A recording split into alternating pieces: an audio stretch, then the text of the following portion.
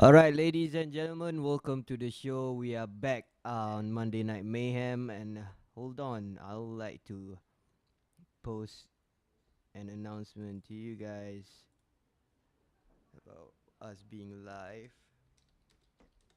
And I have my faithful co-host on the show, Mr. Suman Mukhtarian. What's cracking? Yeah, if you guys didn't know, Suman is the only Australian Rebel FC fighter, amateur fighter. He's the only one. Only, Amateur.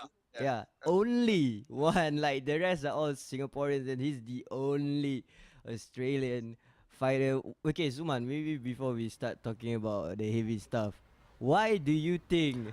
All right, ladies and gentlemen. Oh man, fuck. Hold on. We are What? back. I just fucked up. But anyways, why do you think Rebel FC have chosen you as the only Australian amateur fighter to fight a Rebel? Honestly, I think it might be because people want to see me lose. It might just be that. It might be people want to see me lose. But I don't know. I think Rebel have shown a bit of faith in me for me uh, saying all these things, the stupid things that I say, all the crazy things that I say. I think Rebel believe that I can back it up, and they want to hold on to it. Uh, I said to Rebel, I'll have a few more fights as an amateur, and then I wanna become a professional. And as far as I'm told by Justin and Chad, they want to keep me around long term, and they want me to progress through as an amateur and through as a professional onto Rebel. So they want to keep me long term, and it's great. It's cool to get such an opportunity and be the only Australian to be an amateur on the show. Like I said, I've got a lot of learning to do, and I do come out and say, "Oh, I'm the best, and I'm this, and I'm that," and I do really believe it, as stupid as it sounds, but but I know that in myself I've got a lot of learning to do. Um, and when I get to the professional level, I don't want to pick and choose my fights. I want to fight whoever's coming at me. So I'm trying to get my experience up as an amateur, and then not kind of have to hide my way through my first few fights. From the first fight, I want people talking about it. When I turn professional, I want people saying that I'm a prospect or whatever. But I want to come onto the scene quick, hard, and fast. I want people to know my name, and when I come onto the scene, I want to be able to fight the best guys in the world. That's what I'm after. So people that are saying to me, "Oh yeah," uh, like people are like, "Oh, why don't you just turn professional?" Blah blah blah blah, all this stuff. Uh, know this: when I do turn professional, I'll be fighting. I'll be fighting anyone and anytime, anywhere. You know what's the good thing about you coming on? It seems like there's a lot of Singaporeans who wants to fight you. Ash wants to fight you, and Yeah, recently we have been talking about Nazri Sutari actually willing to drop weight to fight you, man. yeah, man, that's cool. Nazri's a cool guy. He had a great performance on the last Rebel. He's a cool guy. Yeah, if he wants to drop weight and fight me, that's fine. I'll do it as a professional or as an amateur. It doesn't really phase me. Um, Hopefully he can make the weight. If he makes the weight, hey, let's do it, man. Like I said, I don't have to hate someone to knock them out or choke them out. You know what I mean? Uh, he had a good knockout on Rebel One. I've got a good chin. So let's see what happens. I think it'll be a good fight. His style and my style. I think it'll be a good fight. But then again, I can make a good fight with anyone. My style of fighting. I can make the shit guys look good, and I can make the bad guys look shit. The good guys look shit. You know what I mean? Uh, my style is just kind of balls to the wall. Let's do something. I'll either take a beating or give a beating. That's how I am. But I'm excited about that, and I'm really happy that people are kind of calling me out for a change. You know, it's cool. I do the whole call out thing just to have a bit of fun because I enjoy what I do.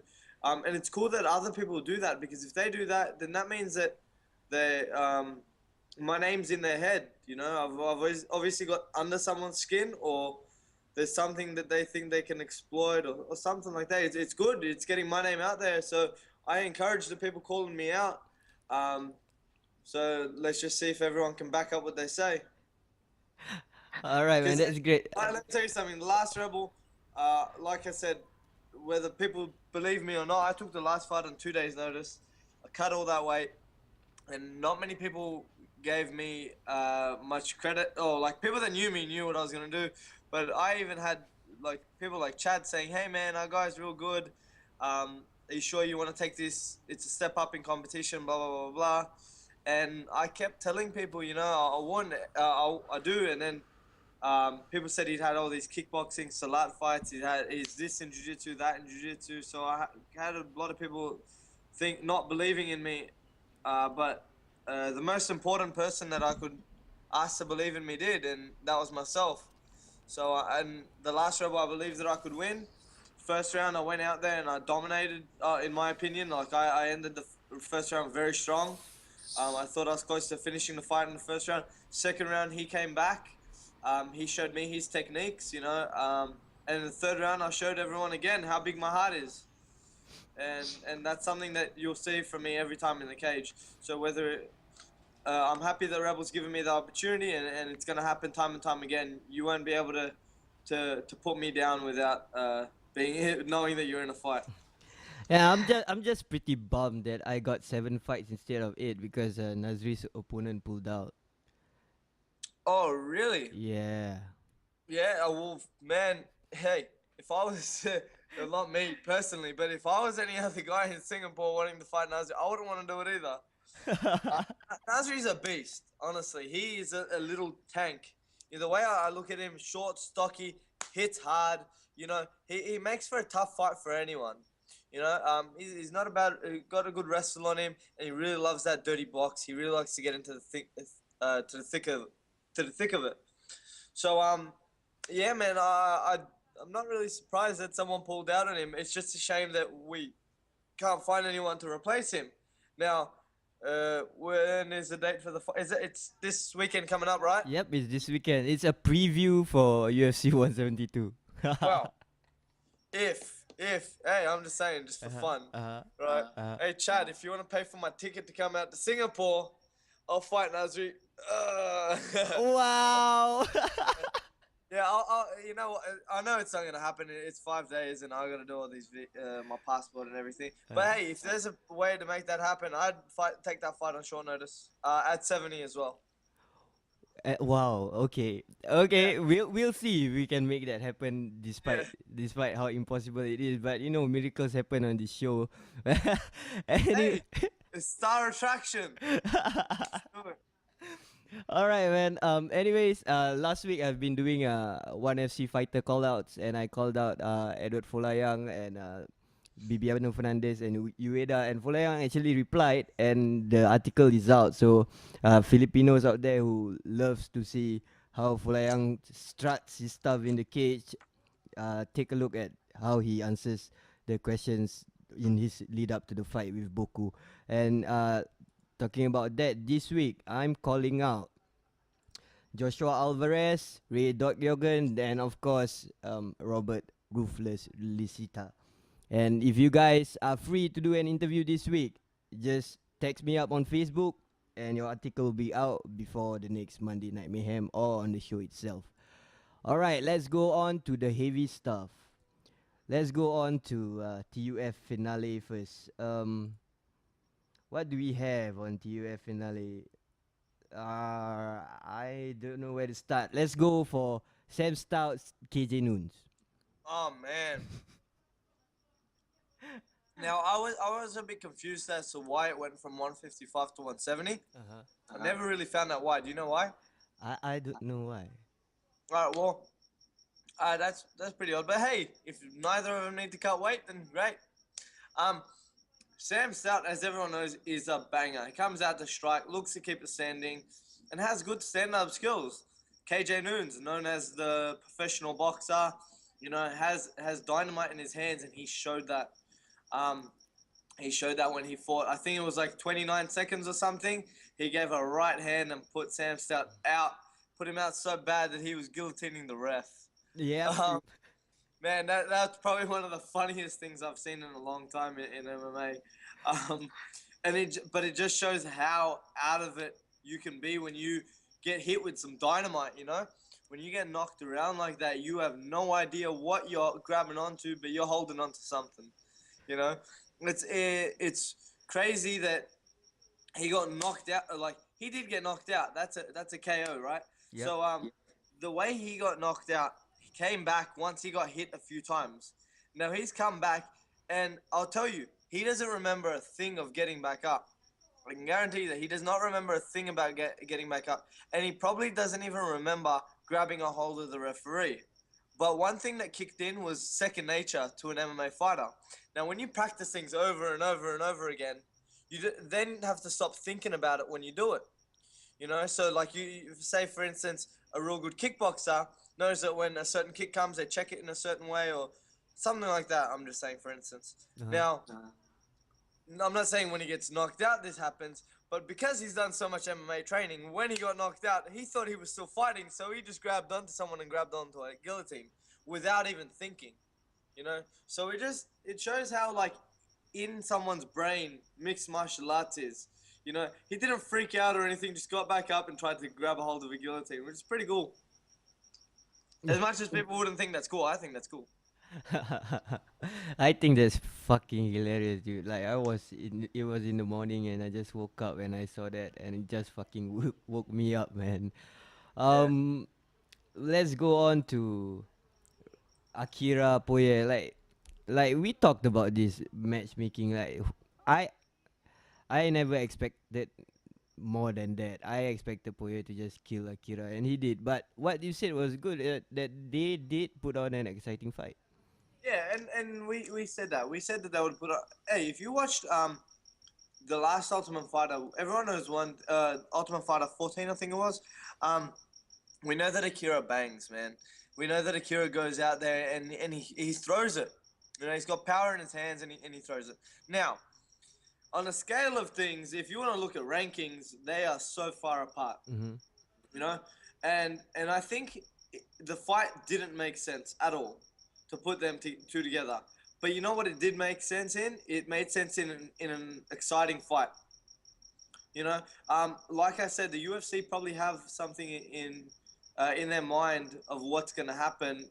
Like, they know better than us. They're the UFC. We've got Sean Shelby and we've got Joe Silva. Joe Silva as well, making the matches, and they put on an exciting fight. Now I'm sure fans would love that fight. And if we don't remember, Akira had landed some good shots on Dustin and had him worried as well. Yeah. So, it was a good fight. I've replayed that fight a few times over myself. Yeah, but the way Justin land that uppercut, it was just so freaking boss, man. That guy. He just turned everything into it. And that's what it was. And that's the uppercut. If you realize, he was still standing, but Akira knew after landing that uppercut, he was going straight down. It was cool. And then he goes to the body, and then Akira. The coolest thing about that whole fight was, before the fight, that face-off that they had, the heated face-off, and Dustin seems to have a lot of those face-offs. But I think the reason why this was a bit more heated was because Akira Coruscant is good friends with Diego Brandao. He's very good friends with Diego Brandao. Back from the show? From the Back TUF? from the show. Yeah. And after the show, supposedly, they're still little bum chums with each other. So they're real good friends, and I think he kind of, Akira took it a bit personally that he beat on his friend, and he's got an opportunity to get a bit of revenge. And something my brother always says, he goes, don't fight someone else's battles. Fight your own. Like, I learned the hard way myself, don't fight someone else's battles. My best friend fought at 77 kilos, and he had lost to a guy at that weight. And my friend was a real good fighter, and we've been best friends since we were 12 years old. We're like family. He lost to the guy, and I was so heartbroken that I ended up fighting the guy after. As soon as the fight got offered to me, I fought him at, I think, 75.5 was the weight. I don't even walk around at that weight. I was like 72, and that's my only loss. I got my ass beat from it because I was so much smaller than him, and he was probably like, I think 83, 84 by fight time. And he was so much bigger than me. He beat my ass, and then that's when I really realized you can't fight someone else's fight. You can't go in there with the thought of getting revenge or anything like that for any other purpose but your own. So I think Akira's heart was in it, but his heart was in the wrong place. And the cool thing about that was the face-off and everything was so heated, so crazy. Then after that, we saw an awesome fight from both of them, and good job by Akira. And then after that, they posted a photo of them drinking together at the after party, all busted and bruised up, which is what our sport is really about. So that's a real cool fight, and that's a fight that now I'm very happy with that fight that has happened. Yeah, man. Poya is just a cool guy. I just love him. He just loves to get into brawls and stuff. So he is Man, the exciting fighter to watch, man. Man, I'd like to see him in a title fight. I think when when he got against Chan Sung Jung, he just came that bit short. He came up against Cup Cup Swanson. Swanson, came short again, but he always puts on those exciting fights. I think there's gonna be a time. He's still 25. He's still very young. I think he's 25. Yeah. As far as I'm concerned, yeah, he's 25. So I think that, man, in like a year or two, I think he's just gonna push past that and get past that mental barrier that he's obviously facing. It's a mental barrier that he's facing because he can bang with those guys. Man, he can beat Cub Swanson and he can beat Chan Sung Jung as well. He can beat those guys. He has the potential to do that. And I think one day, man, we're gonna see him. We're gonna see him right at the top. Yeah, man. It's just a matter of time. Moving on to the main event. Bisping Kennedy. A lot of critic on Kennedy, despite him winning the fight. Yeah. Yeah, he did kind of hump his way through it, but hey, he did even in all that, in all the fight, he landed some big shots on Michael Bisping as well. He brawled with him a bit, and he got the better of him, in my opinion, in all aspects, and he got the fight to the ground. Now, I don't like the humpers, as we know. Uh-huh. We know who we're talking about here. I'm not even gonna say it's not worthy. But yeah, you know how I feel about that. But I think Tim Kennedy's reaction after the fight and everything, and saying how he was disappointed in himself for not finishing the fight, was kind of justified a bit more to me. Now, he's a guy that if we don't remember, he versus Roger Gracie, and when he versus Roger Gracie, he was banging with him, and then he took him down, and he ended up dominating him even on the floor. Yes. You know what I mean? Yes. And you got to respect that. He didn't get the finish there, but you got to respect that. He was on the floor with the man, the best, I think, what is it, 8-time world champion, 10-time world champion, or something. Oh, Gracie, man, he was with him on the floor, and he hung with him, and he beat him. He dominated him. His next fight, he came out against Natal, and he put him away. He gave that left hook from hell and knocked him out cold. So, yeah, I would have rather seen a finish. It is a bit boring at times, but I think Tim Kennedy's, I think he's legit, man. I think that fight, the way he beat Michael Bisping, he dominated. I think he did well. And I think he's going to give a lot of guys a headache. And it might become ugly. I never watched Tim Kennedy too much before he came into the UFC. Mm-hmm. But I think he can give a lot of guys a headache, man. And it could be either it could be real boring, but it could be interesting at the same time. I think we got another name up there in the top 5. No, the thing with me is that I never seen Michael Bisping as really one of the top guys in UFC. I've always seen him as the gatekeeper level, despite the reason being that he's very popular with the British fans. That's why Dana likes to kind of push him up. But I don't know. I was expecting a bit more from Tim Kennedy, but if you do that to Michael Bisping, it doesn't impress me much, man. Yeah, even Chael Sonnenblatt didn't do that to Michael Bisping. What? You know, and Yeah. Charles Sonnen, in my opinion, he's one of those guys that's in your face and just knows how to make it a dog fight and like just grapple fuck the shit out of you. You know, and we saw Michael Bisping be very competitive, even push him to the point where we thought Michael Bisping could win. Mm-hmm. Now, Tim Kennedy, on the other hand, has come out and just mauled him. You know, so I don't know. Who in your opinion is next for Tim Kennedy? Oh man, I I don't know, man. After that performance, I really don't know. I think they might give him someone even lower ranking than Michael Bisping, just like what how Poirier got Akira. I don't think they're gonna give him some. I don't What? think Tim Kennedy sells tickets. Yeah, precisely. Uh, so what happens if Tim Kennedy loses 2 fights? Is he out of the UFC? Because Yeah, I'm yeah. pretty sure he's getting a hefty. I'm sure Tim Kennedy's getting paid pretty well. As near as I Jake Shields, you I think think? he would be. I think he'd be getting about 36, 36, Probably.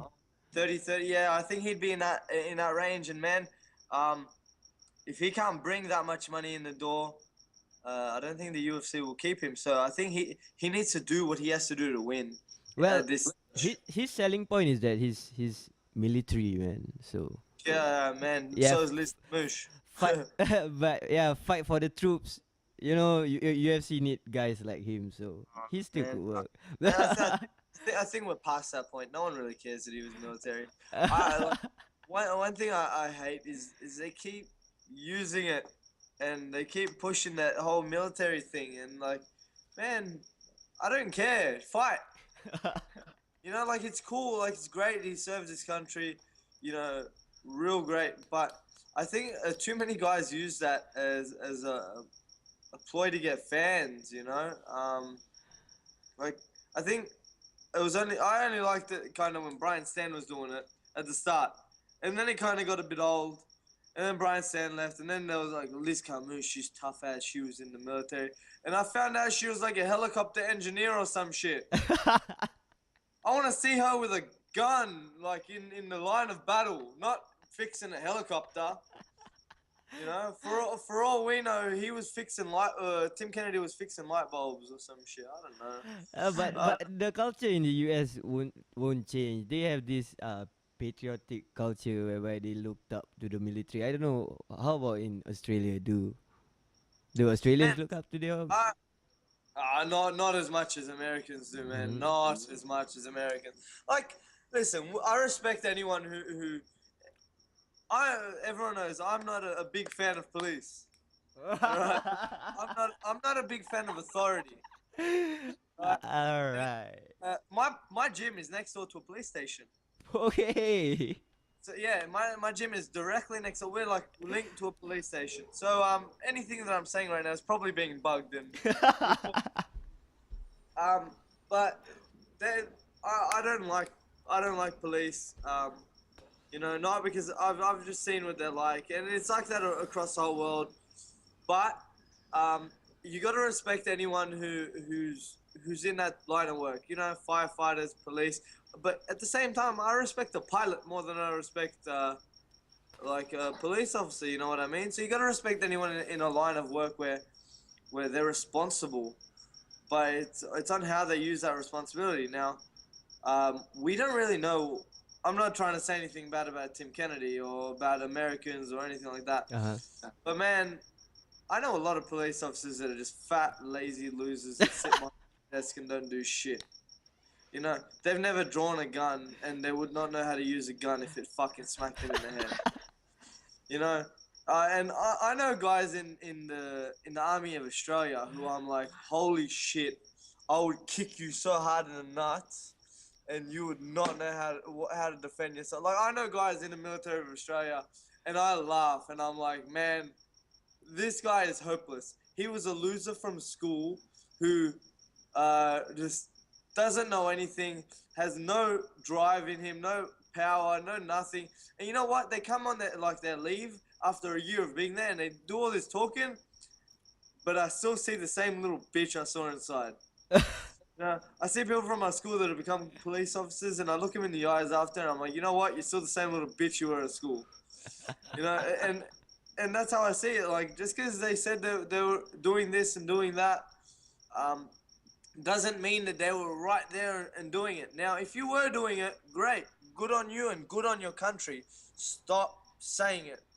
Every single Showtime, what is it? The Showtime primetime thing that they do, every UFC countdown. If Brian Stanley, Liz Camouche, or Tim Kennedy are on it, we have to hear how they served the military, don't we?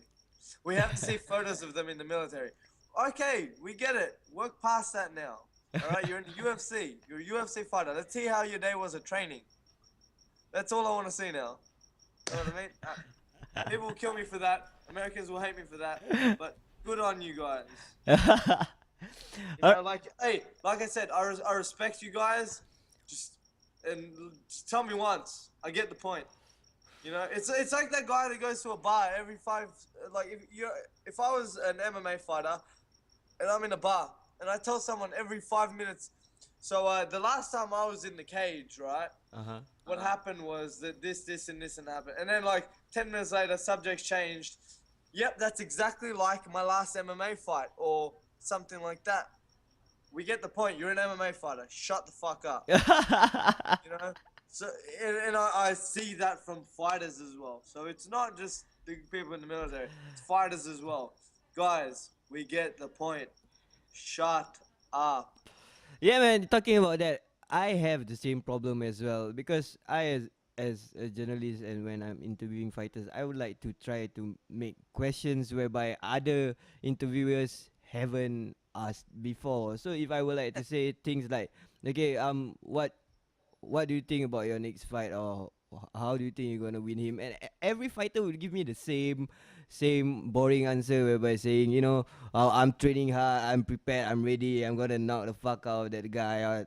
Or if in the Asian scene is more respectful, he's a good fighter and winning him would really put me to the top. It's the same stuff every time. It's just coming from different people, and it's a problem for me, man. Yeah, man. Like, man, trust me, I feel you. I feel you. Uh, you know what? This is a bit off subject, but it's funny that like it's for some reason like a few guys who just it jumped into my head when you had said this. Like not guys that you would know, but I have a lot of guys in my gym. I've got a lot of members at my gym, and I've got a lot of guys that are fighters. Obviously, we have a big fight team at our gym.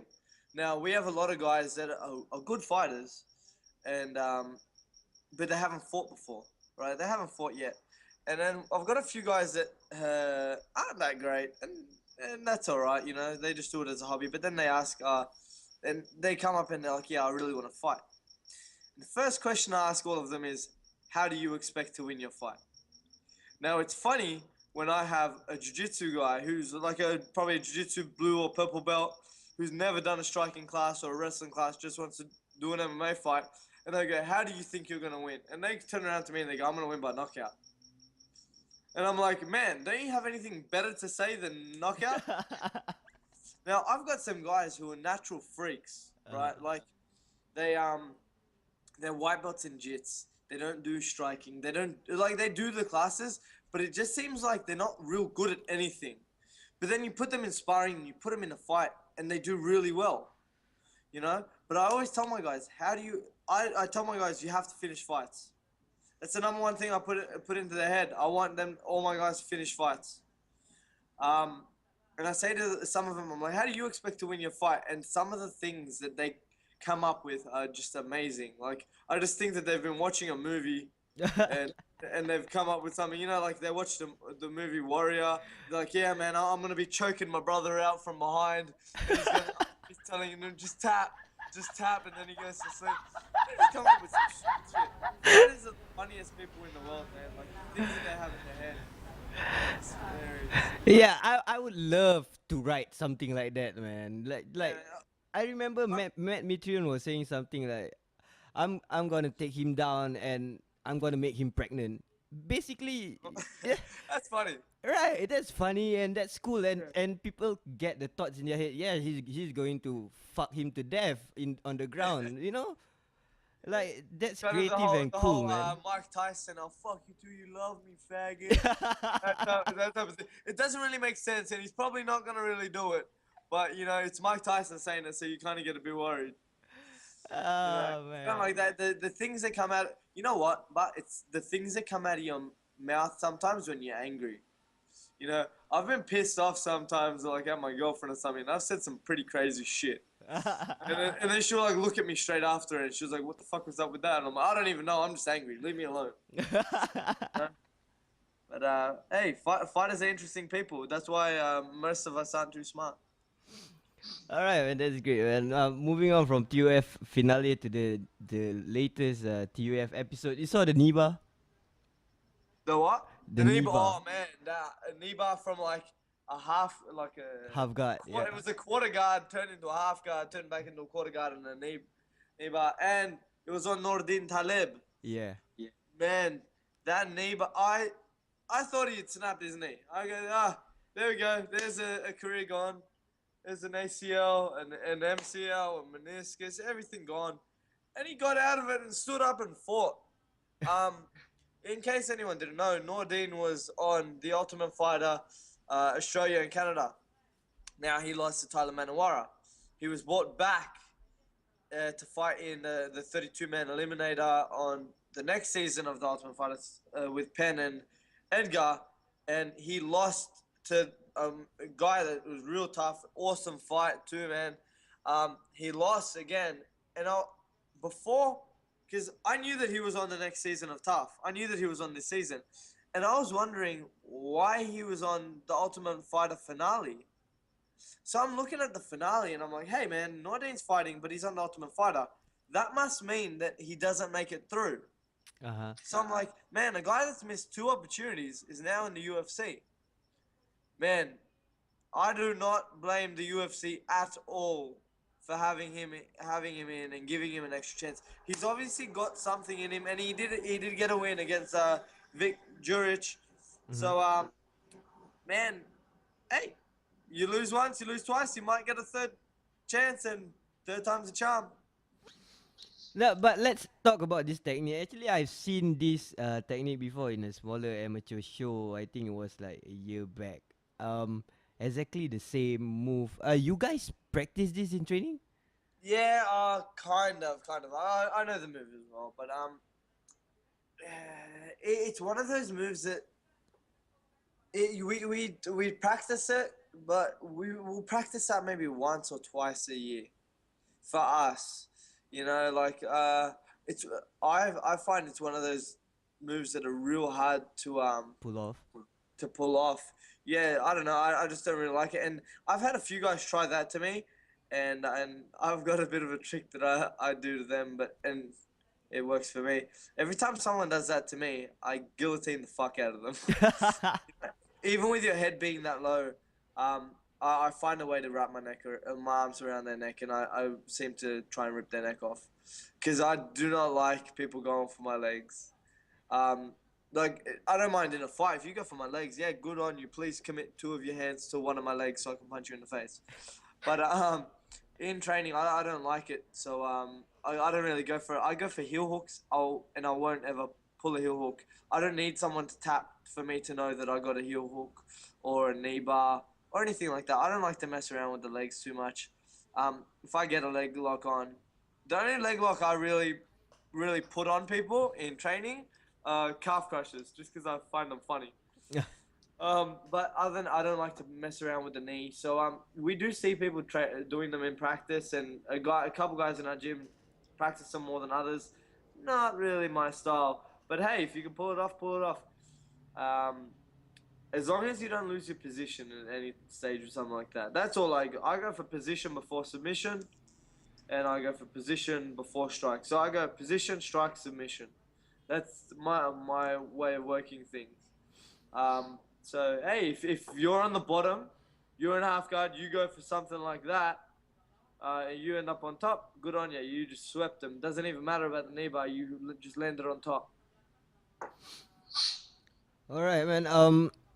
Just to digress a bit on jiu-jitsu, Frank Barca called me in the afternoon. He like freaking called my phone. I was so shocked and I was quite pleased to hear his voice. He's telling me he's coming back next week. Yes. Yes, and he have big news for next week as well for Eddie Bravo Invitational. And big news for Australia, Eddie Bravo is coming to Australia. And if Eddie Barber's coming to Australia, I'm like punching on. I'm doing something. But he's coming to Australia. He's coming to Sydney. I'm not too sure where he's coming, but 'Cause he is coming to Australia. I'm hitting Frank up. You know, because I'll tell you. The last Eddie Bravo was in Sydney, a few months ago, maybe 6 months ago or something. He was in Sydney. Now I had seen Eddie Bravo out like just randomly. I seen him somewhere. Imagine that you're hanging out with your friends and then you look to your left and you just see Eddie Bravo.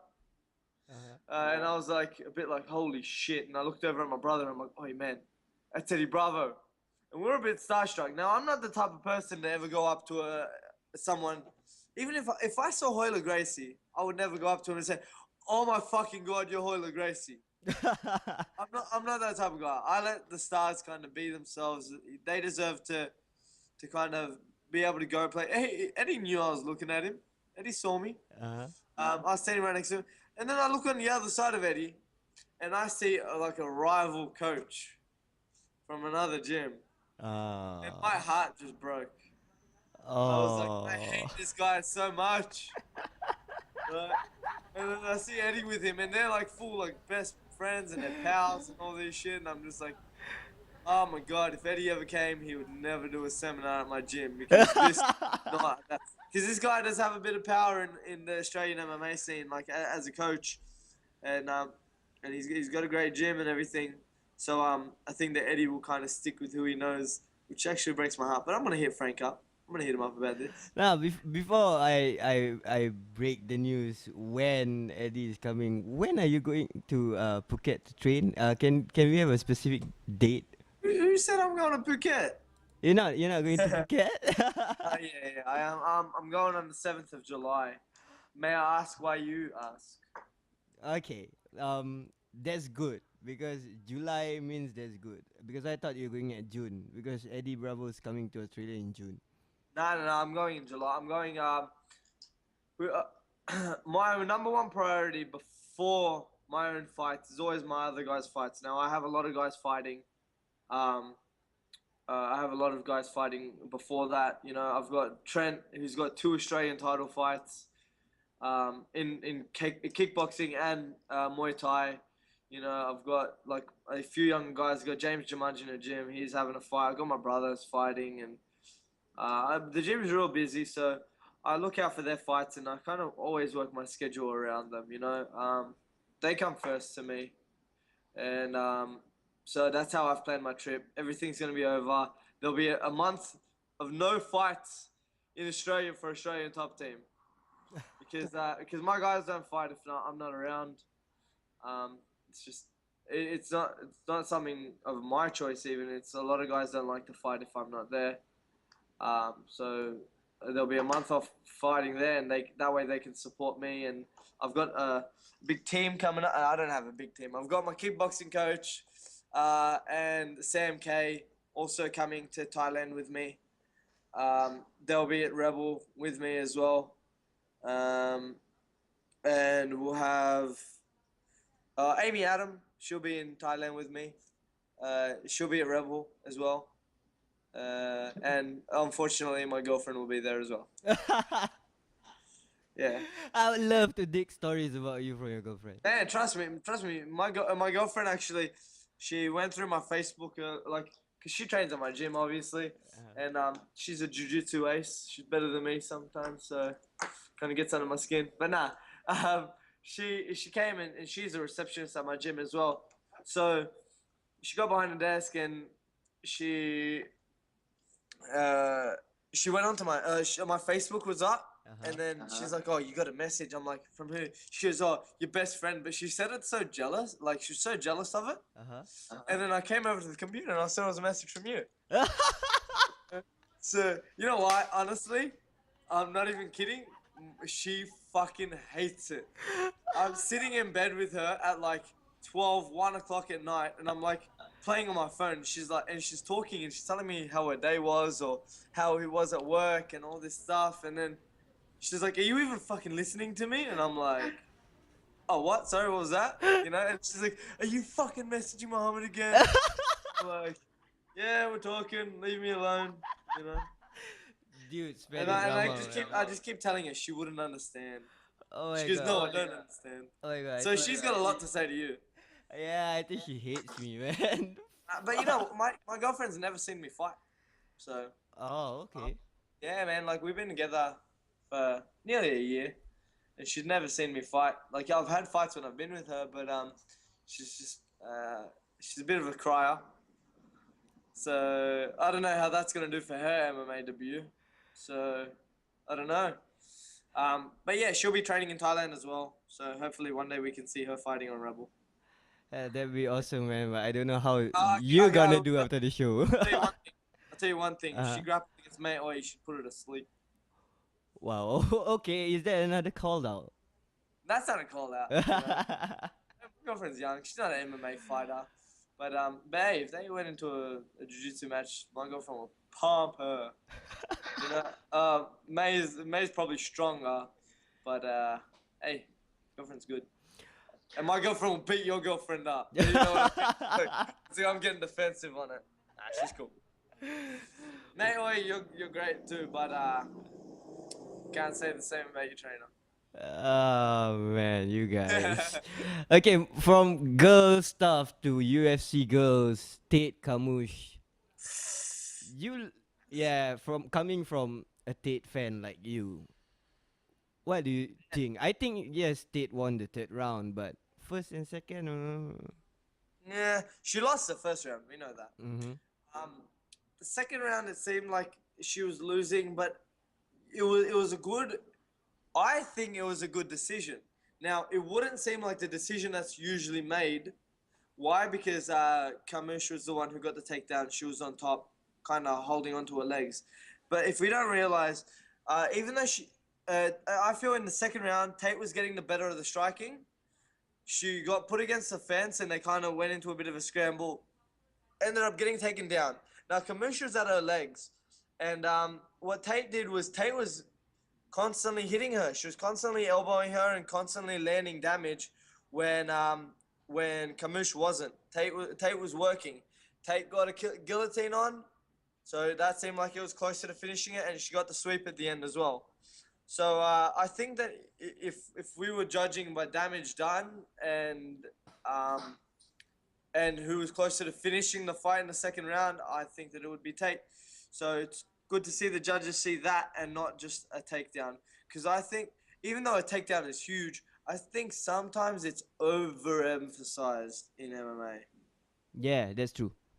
Yeah. So, to be honest, I didn't think that I wanted her to win, and I thought that she won, in my opinion, but I didn't think she was going to get her hand raised. And I don't think she thought she was going to get her hand raised either. Yeah, the next fight I'm gonna see is like Misha Tate versus Sarah McMahon. Yeah. And I would Yeah, like it's to see. it's hard to get excited with the women's division now, man. Oh. Just put Rousey with Tate again and let's watch that again. I'll watch that again. Okay, I'll watch that again if Brian Caraway isn't in Tate's corner. And I'll slit Brian Caraway's throat. Don't even mention him. Don't even mention him. He is so ugly. And then man. Who's he fighting next? I'm not too sure, man. I don't even give a shit. Who cares? You know what? How does it feel that your girlfriend is so much better of a fighter than you? I'll watch Brian Caraway versus Misha Tate. I can't I believe won't I watch said that. I won't watch that because it would break my heart. If he touches her, I'd kill him. Oh yeah. She said in a post-fight interview in between the second and third round that that Brian Caraway had slapped her across the face. I was gonna kick my TV screen straight away. I was like, how dare he touch her? That woman is a saint. Oh, Touch dude. my woman again, you're in trouble. All right, we move to the prelims, which I believe should have been on the main card. Those Anyos, Khabib, Nurmagomedov. Khabib just basically dominated. Oh, did he ever? I don't know. Are you getting a bit sick of Khabib grappling? That's the thing. That at the start, I marked out when he did, the way the slam that was made famous by Matt Hughes. I don't Yeah. remember who he fought with, but that was it. That was like, okay, I love this guy. He's exciting, and basically he kind of grind out those Anyos. But I don't blame anyone. Those Anyos is good, man. Yeah, he is good and he's was exciting, but he's had is it 5 or 6 UFC fights now? 5? Yep. Yeah, he's had 5, and 4 of them have been decisions. Now, I get that everyone's talking him up and everything like that, but if we're gonna kind of criticize Tim Kennedy, maybe we should criticize Khabib as well. Um, I think Khabib is more closer to a title shot than Tim Kennedy is. Mm-hmm. I think he's. Some people are saying he's gonna get a title shot next. That he could wait out and get the next title shot. But if Nah, we're I gonna don't think say- so, bro. yeah, man. Like, I think he's gonna have. I think one more fight with the top guy, he will get a title shot.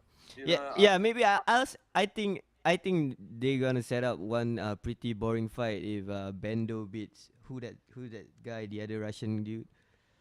Russ. Rustam Kabilov. Yep. Yeah. Yeah, I think if Bendo beats Kabilov, he's gonna meet Khabib. Rustam and Khabib training, like, are they teammates? Yep. Oh, okay, because I was gonna say, what the hell happens there? Do we put them together if Benson loses? Hey, I don't know, man. I want to see Josh Thompson come back and fight again. The lightweight division has some real good guys, and Khabib is good too. But I'd like to see Khabib, even though Gray Maynard lost his last fight and he's been on a bit of a downhill, I'd like to see him versus another top wrestler. Ah. I'd like to see him fight someone like Maynard. I'd like to see him fight, even though Frankie's a little midget and he's real small. If Frankie was still at 155, I'd like to see Frankie versus Khabib as well. You know, I'd like to see that. I'm actually really, really disappointed that Gray Maynard probably isn't in a position to fight him because he lost to Nate Diaz. But I think that if Nate Diaz fights against Khabib wins that fight. Yep. Style-wise, I think if he beats Pettis, I think he could beat Pettis style-wise as well. You know, I think he's a hard fight for anyone. I think his pace and his go forward is a lot. I think he could be the champion of the UFC division. Yeah, that's true, man. Like no matter how hard, how poor, entertainingly he is, in the back of our minds, we know at 9 years old, this fucker wrestled a bear. Mm-hmm. Yeah, so. I wrestled a bear once. Wow, really? No, I didn't. I just said that. I'm like, I just thought it would be cool. That motherfucker wrestled a bear. At 9 Now- years old, dude. Don't worry about that. Even if people are like, yeah, the bear was drugged and he was chained up. I don't give a fuck. No one, man, I wouldn't wrestle a koala. Show you, let alone a fucking bear. Yeah, that's some crazy shit. Now I know why these Russians are so fucking crazy. I trained man. with some in Phuket, man. Mhm. I trained with some in Phuket, man. Off the mats, they are the fucking coolest guys in the world. They are fucking nice as shit. Arrogant as shit, don't get me wrong. Mhm. You know, they love themselves. They're cocky as fuck. But hey, they're real cool guys, man. Like, they're real nice guys and real good to get along with. That you laugh and you joke with them. What I tried to do, I tried to befriend the Russians. So I was like, yeah, man, I'm gonna become friends with the Russians so they don't beat my ass. All this shit. I'm like, I'm gonna be one of them. You know, I'm gonna be in their little crew. Got in that little crew. I realized they were beating my ass worse. They didn't give a fuck. They full blown throw like I don't throw knees in training. They throw knees, elbows, headbutts. They're old school. Yeah, I heard that, man. Man, like they go the full Russians are on, nuts, man. and like to a scary point. Like I'm one of those guys. I like to train hard too. People tell me I go too hard in sparring. You know. Oh, look, actually, my brother tells me I go too hard in sparring against other people. But he's like, we always have arguments over who swings harder, and I claim that it's him, and he claims that it's me, and then we have other people in the gym coming up and saying, "Hey, man, you're both just as bad as each other." Um, but like the Russians are just to a whole nother level. Like, I don't think I've ever asked someone, "Hey, man, like you're going," said to someone, "Hey, man, you're going a bit hard. You want to back it up a bit?" I've never said that to someone, and I've never said it to the Russians. But there's been a few times, man, I've looked at this guy and I'm like, man, I'm about 30 seconds away from getting injured. There's 20 seconds left on the clock. I'm just gonna hold you real tight in my guard so you don't fucking do anything.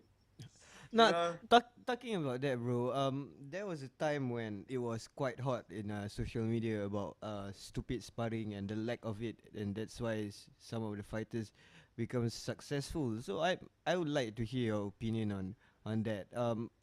Is it recommended for fighters to just full on in sparring, or is it recommended for fighters to do just like sparring Man, to I sustain a think prolonged career?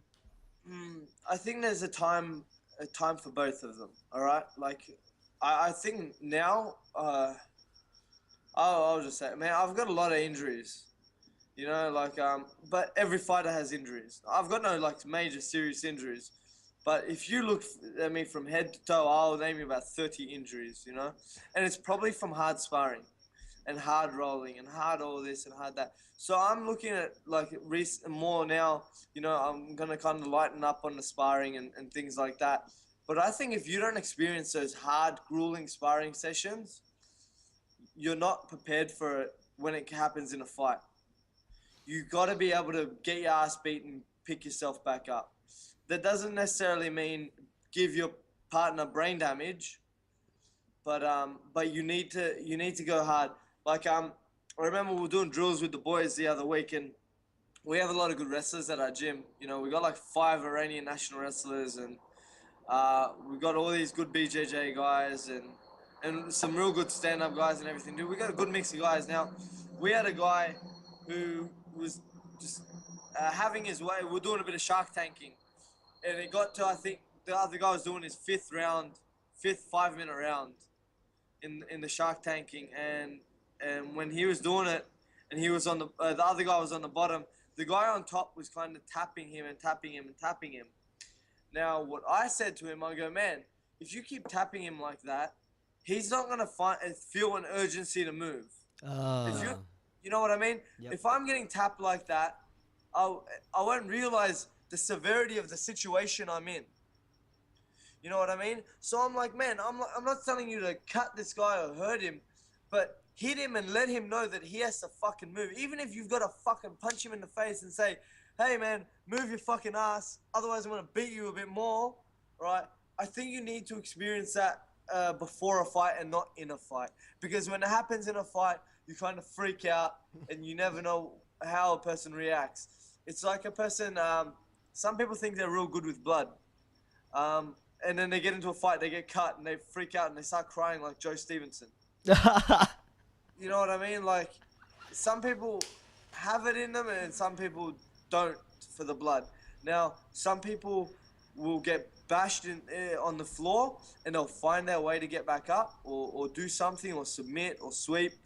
And some people will crumble. It's better that we see that now and be able to find out the points and where to work on and what to do to get over that mental barrier than experience it for the first time in a fight and come back to your training partners or your coaches and say, hey, man, you just didn't get me fucking prepared. You didn't do this, you didn't do that. And I think that's where it goes wrong. If you want to be a professional fighter, man, you got to get your fucking ass beat. Yeah, that's true, man. Because I remember when And I was at Brad's in on Fight G. I never had any MMA training. Basically, I just watched since I was 12 years old. So I'm like now 16 years running of watching MMA, but I never ever even tried to punch someone. So when I got my gloves on and my hand reds on and everything, and and Brett beforehand was teaching me some crash course and some drills. So we did a sparring session. Brett kept hitting me on the face, and it was hard enough for me to have that understanding. Fuck, dude, you gotta put your hands up, or this Yeah. gorilla is gonna kill you, right?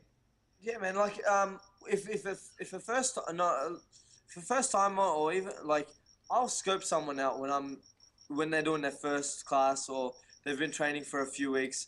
I know what I'm doing with someone. So if someone's coming and they've been training for 2 weeks, and then 2 or 3 weeks even, and I see they're a big boy, they're beefy, you know, they've gone to the gym, they weigh about fucking 90 kilos of muscle, you know, I don't go hard out on them, but I'll hit them so they know. And when I hit them, I remind them, keep your hands up, you know, and I'll be talking to them the whole time I'm sparring. And I'll be reminding them of little things that they should be doing, you know. But at the same time, uh, if I just keep talking and I don't hit them, they're gonna be like, hey man, yeah, fucking try it. You know what I mean?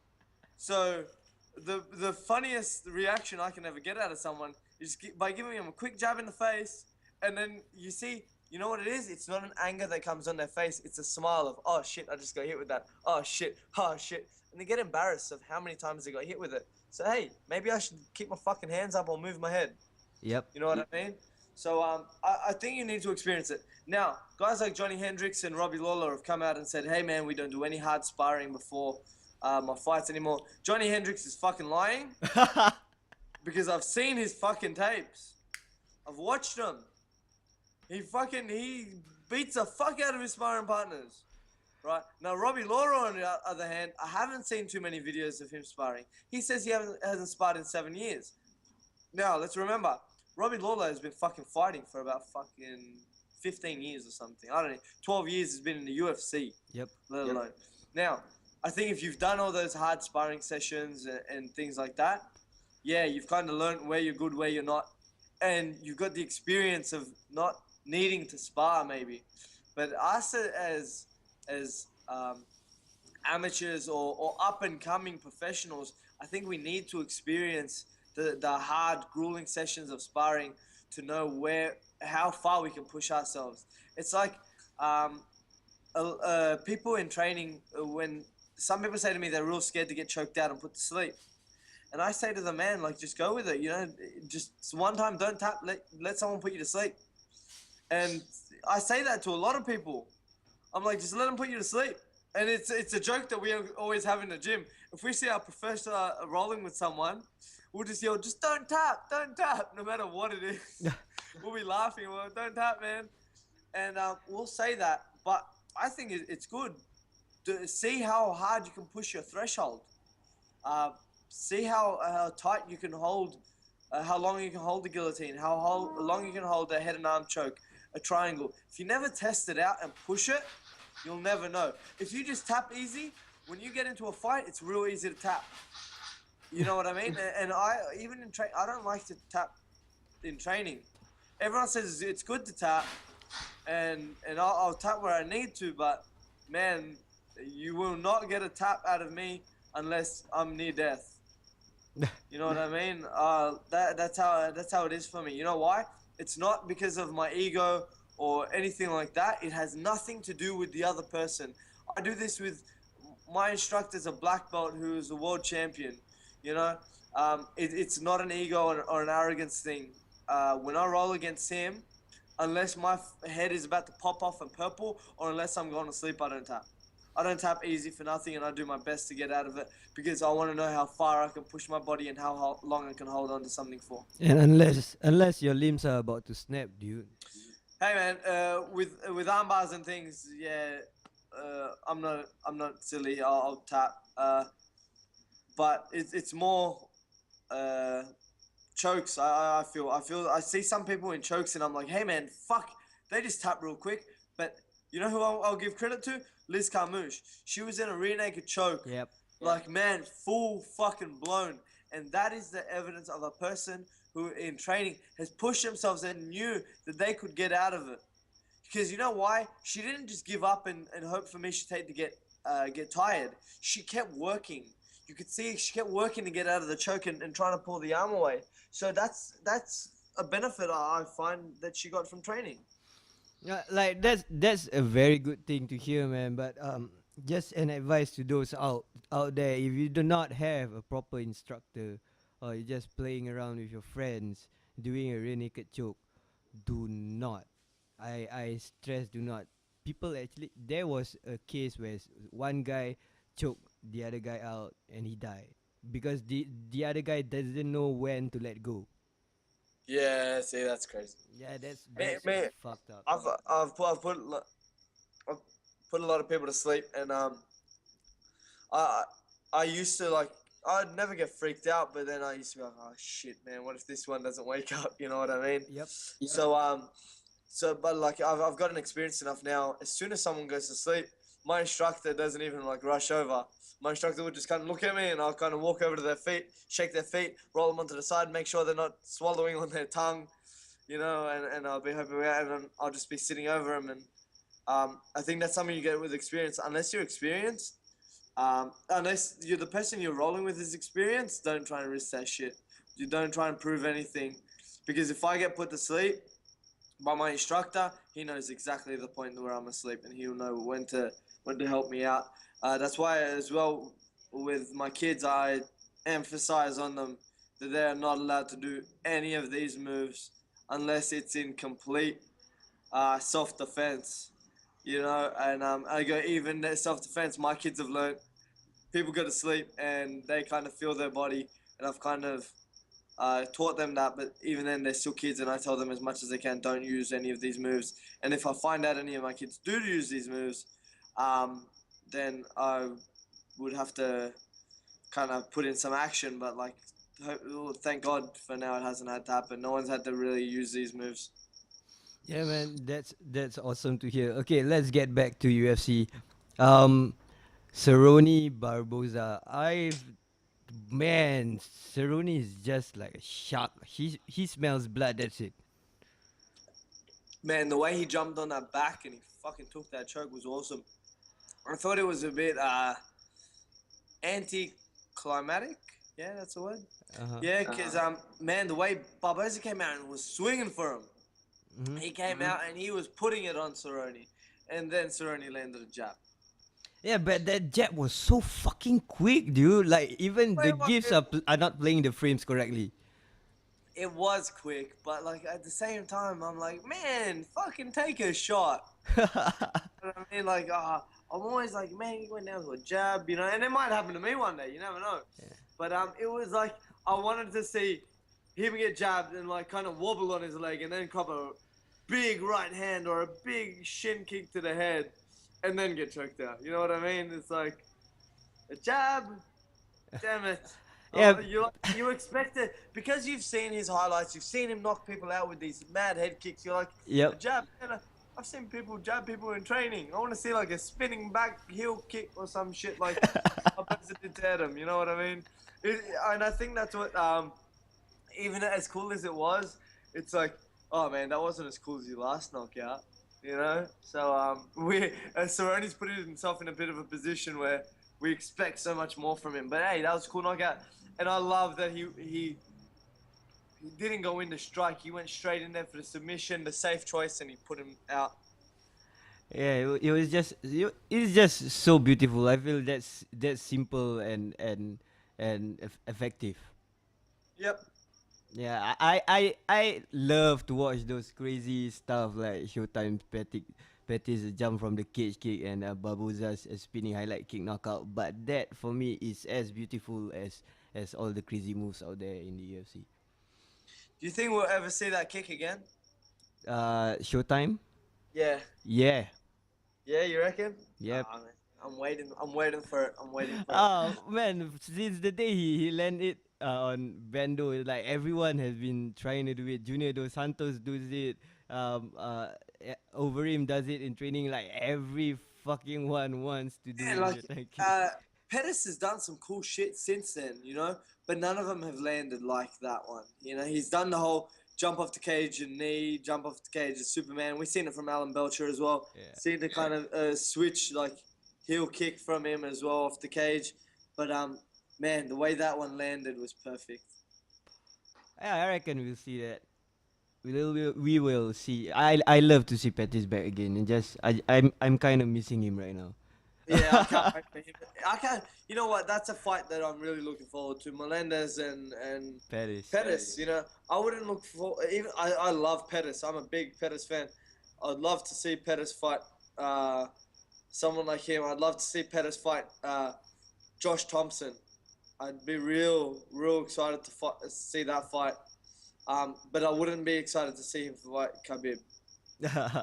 Well, that's still. And I like Khabib, but it's just I don't want to see one of my favorite fighters just get butt fucked. Because I really and that's giving credit to the butt fucker Khabib.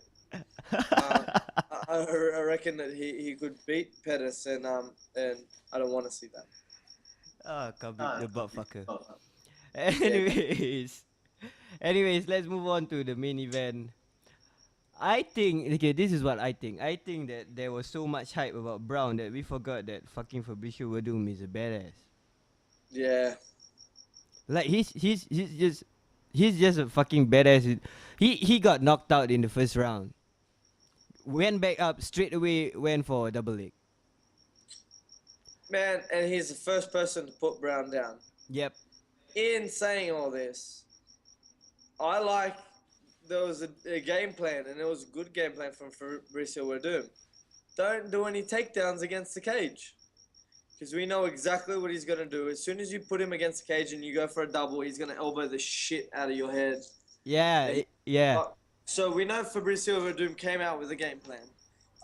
No rush takedowns from that position. And we saw at one stage he had a single leg. I think it was in the third or fourth round. And Brown kind of went for those elbows, and straight away he got up. Yep. You seen him get up, man, and I think it was good. Man, his kickboxing and Muay Thai looked awesome. You know, Rafael Cordero has done a great job with him, from a guy that couldn't strike before to a guy that's got some legit stand-up, you know.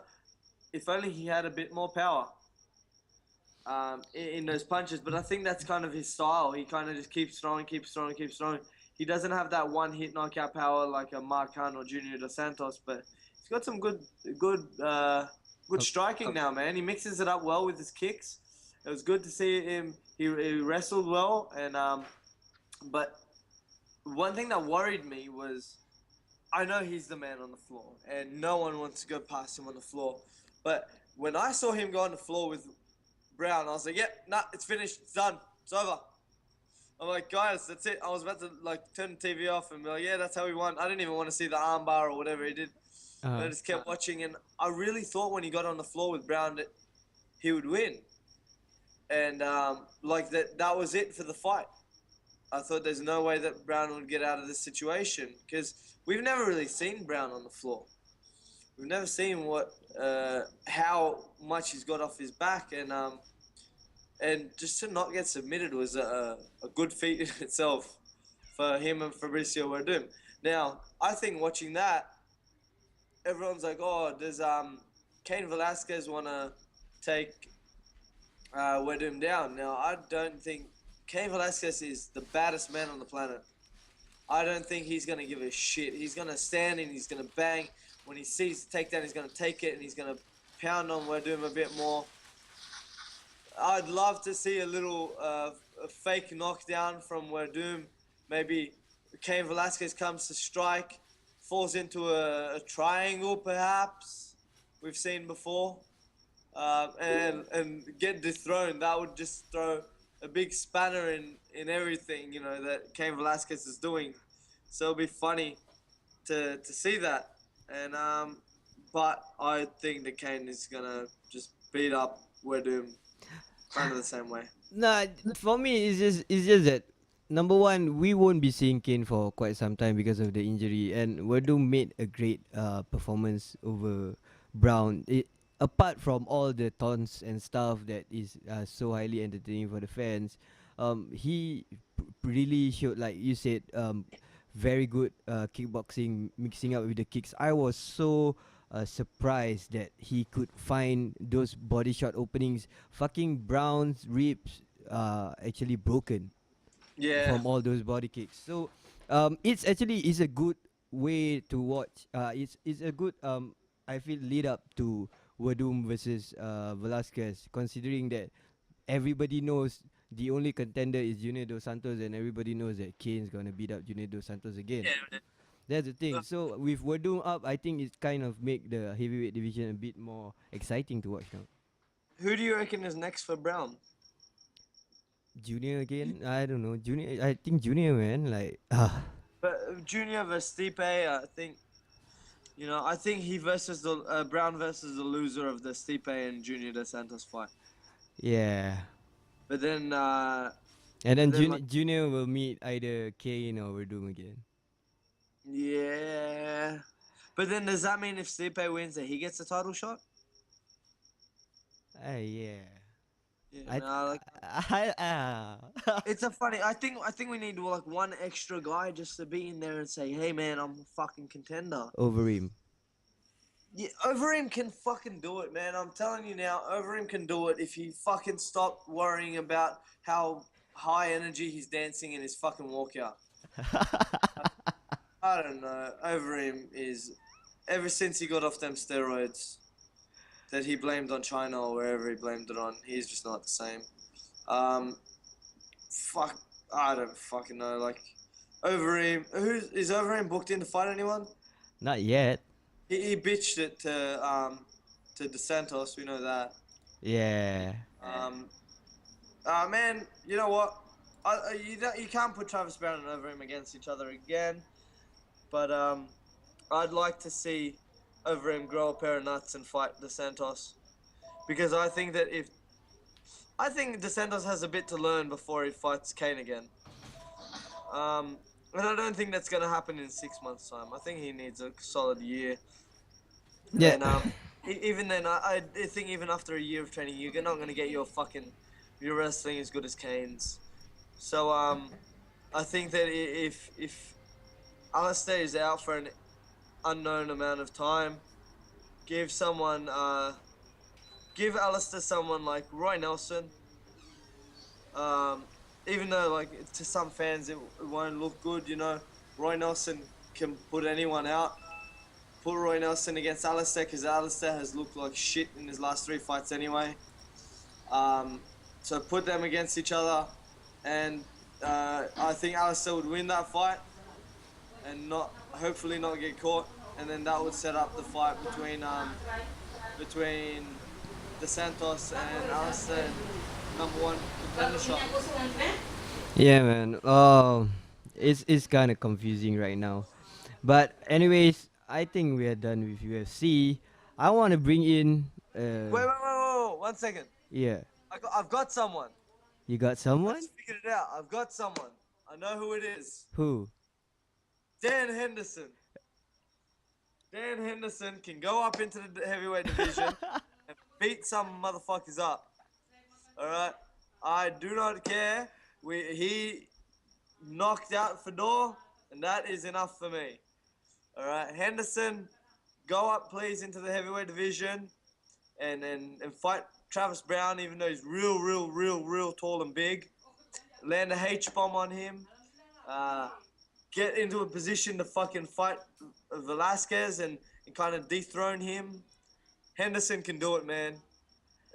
I'm being a bit sarcastic here, but it'll be funny because I think Henderson can do anything. He's going against Cormier. We're gonna see that fight first. That's a heavyweight fight too. Yeah, that's considered a heavyweight fight. The thing is, I don't think Miocic will beat Dos Santos, and I don't think Henderson could beat Daniel Cormier. Yeah. Yeah. So that's it with UFC. You have any more thoughts to carry on before we go on to the next part of the show, which will be much more exciting, I believe. One more guy. Uh-huh. UFC. Give me a call. I'll fight. Like in heavyweight division. Hey, let's do it. Hey, if the money's right, I'll do it. I'll listen. All you gotta do, if you want me to fight like Dos Santos or someone, just pay for my jaw reconstruction, nose reconstruction, my ribs, pay for my medical bills. All right, chuck about 100 G's on top of that, and we're good to go. Yeah, Bob Sapp would take that fight. Boy, I'm sure he would. Fucking He's don't even. I'm glad he retired. Old fuck. Hey, I've been saying it for like 2 years now because I heard Bob Sapp goes to Thailand a lot. If I see Bob Sapp in Thailand, I'm punching on with him in the street. Me and Bob Sapp are gonna go toe to toe, right? I don't care how big he is. I got a bit of speed on him, so I'll use that. But I want to fight Bob Sapp, and I want everyone to record it, and I want it to go viral. I'm gonna be on his back like a little chihuahua or something. I don't know what I'm gonna be. I'm gonna be on his back. I'm gonna choke him out. I'm gonna put him to sleep. Bob Oh Sapp, if you hear man. me and I see you in Thailand, it's on. Suman calls up Bob Sapp. All right, that's great.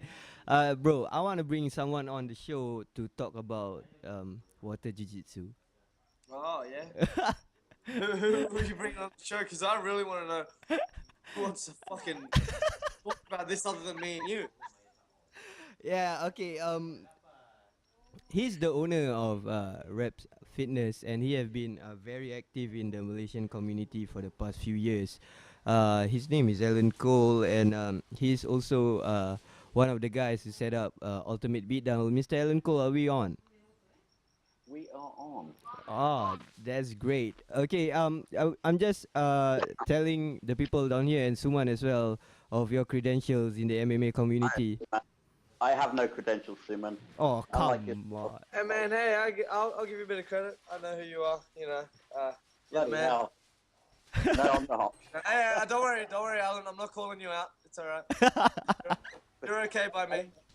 I don't get called out. I just get death threats. Hey, either way, someone's talking about you. Yeah, people love me. Yeah. Anyways, Alan has been very active in the Malaysian side of the community. Yeah, in the MMA community. He's the owner of Reps Fitness. He's No, you're not the owner of Reps Fitness. I'm manager. I'm the manager, brother. Okay, the manager of Reps Fitness, a gym in Johor, is just a few hours away from my house. And he's also one of the guys who's part of setting up the past few Ultimate Beatdown shows. Is that correct? That is correct. And that is pretty awesome, and that's the reason I've been calling you into the show. And I think Suman saw that as well on my Facebook page. There was this huge fucking thread about should amateurs pay to fight. Yeah, seen that. Yep. Okay. I think Suman seen that. Alan have a very interesting perspective view on this, and let's zoom in straight away into MIMMA Malaysia.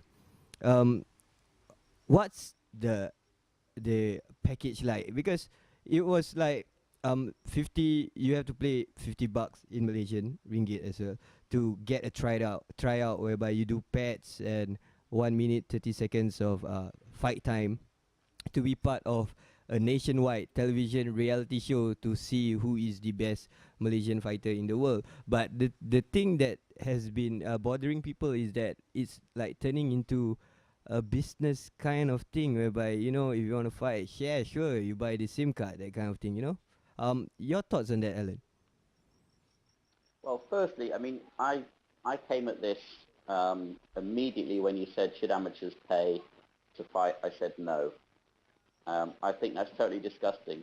I think amateurs on occasion should fight for free. I'm involved, obviously, as you know, in helping with Ultimate Beatdown, and we're not making any money. We pay certain people. We have to pay for the case we put up and people like that. A lot of people want to fight willingly for no money, and then we try to pay like the bigger names if we have any money left, and it literally is if we have any money left. However, MIMMA is a different thing. MIMMA is sponsored by Tune Talk, and I'm sure they put a huge amount of money in it, but frankly, without Tune Talk, there would be very, very little going on in the MMA scene in Malaysia. And if you think they're making a fortune out of this, or the people behind MIMMA are making a fortune out of this, I think you're probably well off the mark.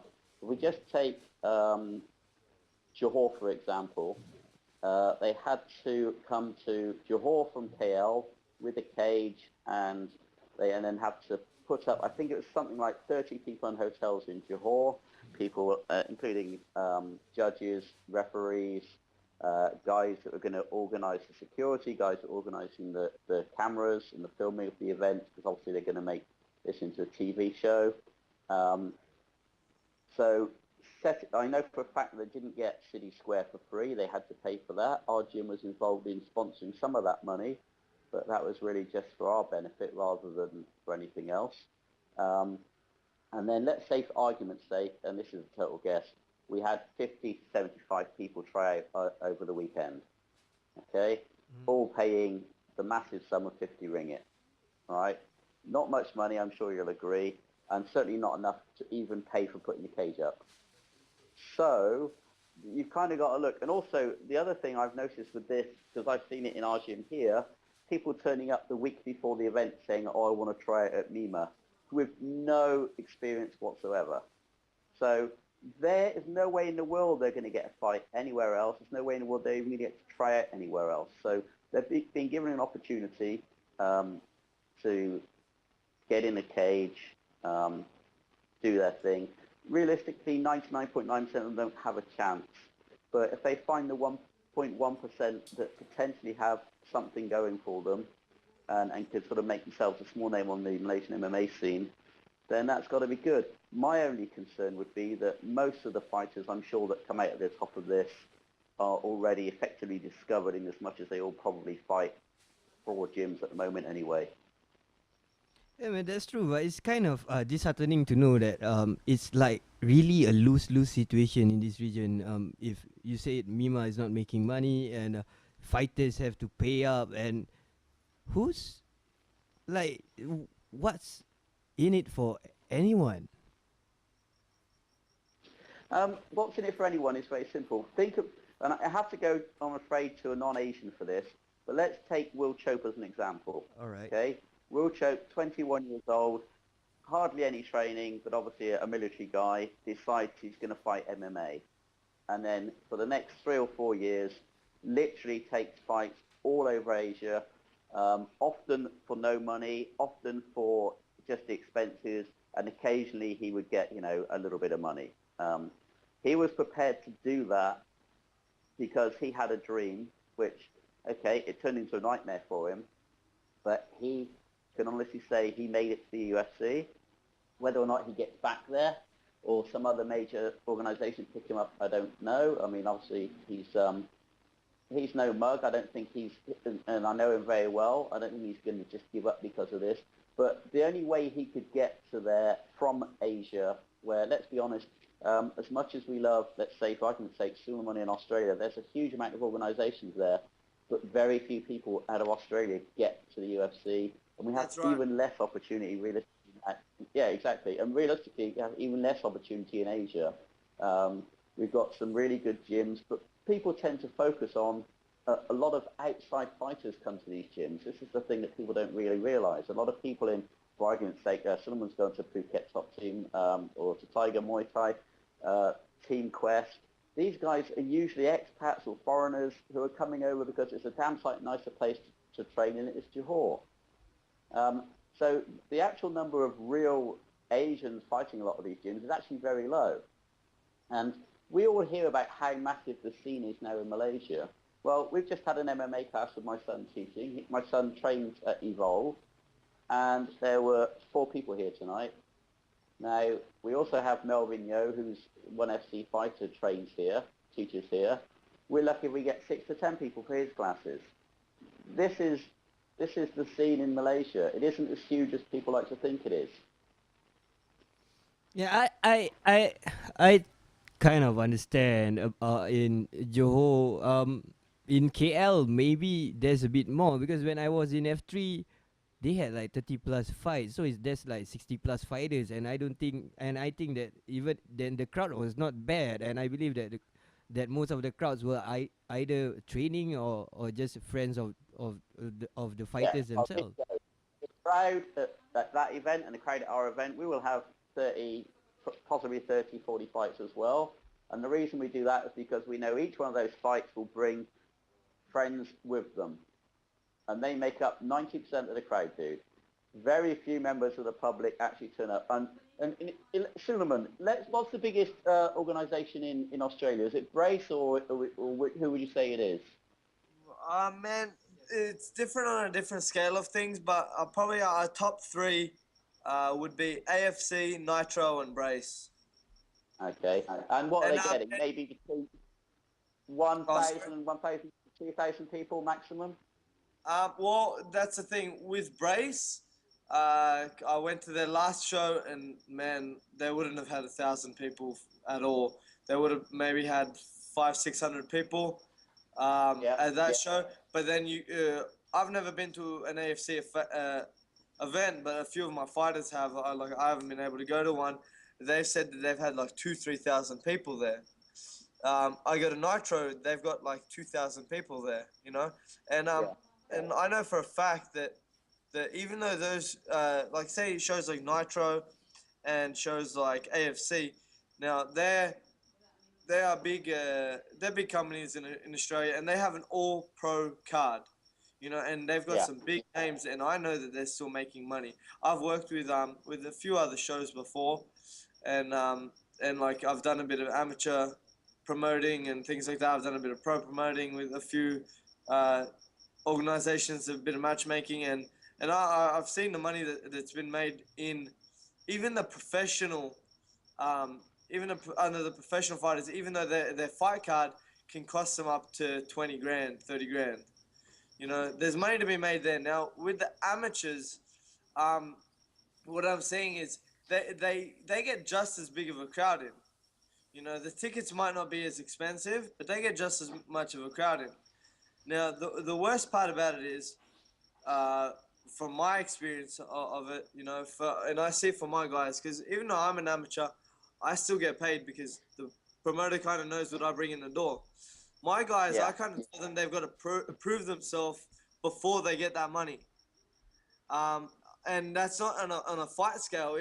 I've got a pretty good relationship with quite a few promoters on an amateur scale in Australia, and if my guys are first time fighters on their show, man, they don't get paid anything, and but I told the promoter, I'm like, if they've got to register to an organization which might cost them $50-$60 Australian, and then they've got to go get their bloods and things like that get done, I make the promoter pay for that. That's all I ask for the promoter. I asked them, please just pay for his registration, right, and pay for his medicals. That's it. So they pay for that. The medicals last them up to a year, so that's a good thing for the promoter to do for the first-time fighters, because it costs us sometimes $140 just to get a medical done. Get the medicals done, and then I tell the promoter, we'll see how the crowd goes, with my fighter. I tell my fighter, hey, you want to get paid for your next fight? Bring a crowd in. Let's see what you can do. My guys bring a crowd in. I look at the promoter. I talk to him, and then we start negotiating. You know what I mean? Then we start saying, hey, man, can we get a couple $100 for my guy? Even though he's 16, 17 years old, he's bringing 40, 50, 60, 70. I've had guys from my gym bringing 100 people into the door. 100 people at $60 a pop. That's $6 grand. You know what I mean? That's six grand extra money in the promoter's pocket. Now in Australia, I don't know if it's like this anywhere else, like Singapore, KL, or anything like that. But in Australia, we have a lot of venues that actually give their venue for free to the promoters, just asking them to cover maybe a bar tab, 10, 20 grand. They just want their bar to get filled up and sell drinks. That's how they kind of make their money back. So we know the promoters aren't paying for some of the venues that they've got going. You know what I mean? Well, you see, actually with what you just said there, that's where one of the things we've got in Malaysia now, because as all these things do, it's attracted some money men. So the money men behind it have set up MASMA, it's Malaysian Association of Mixed Martial Arts. And one of the things they're trying to stop us doing is to have events in bars. Now we've been lucky. We started out in bars. Bars gave us a free venue. We got people in and they sold drinks.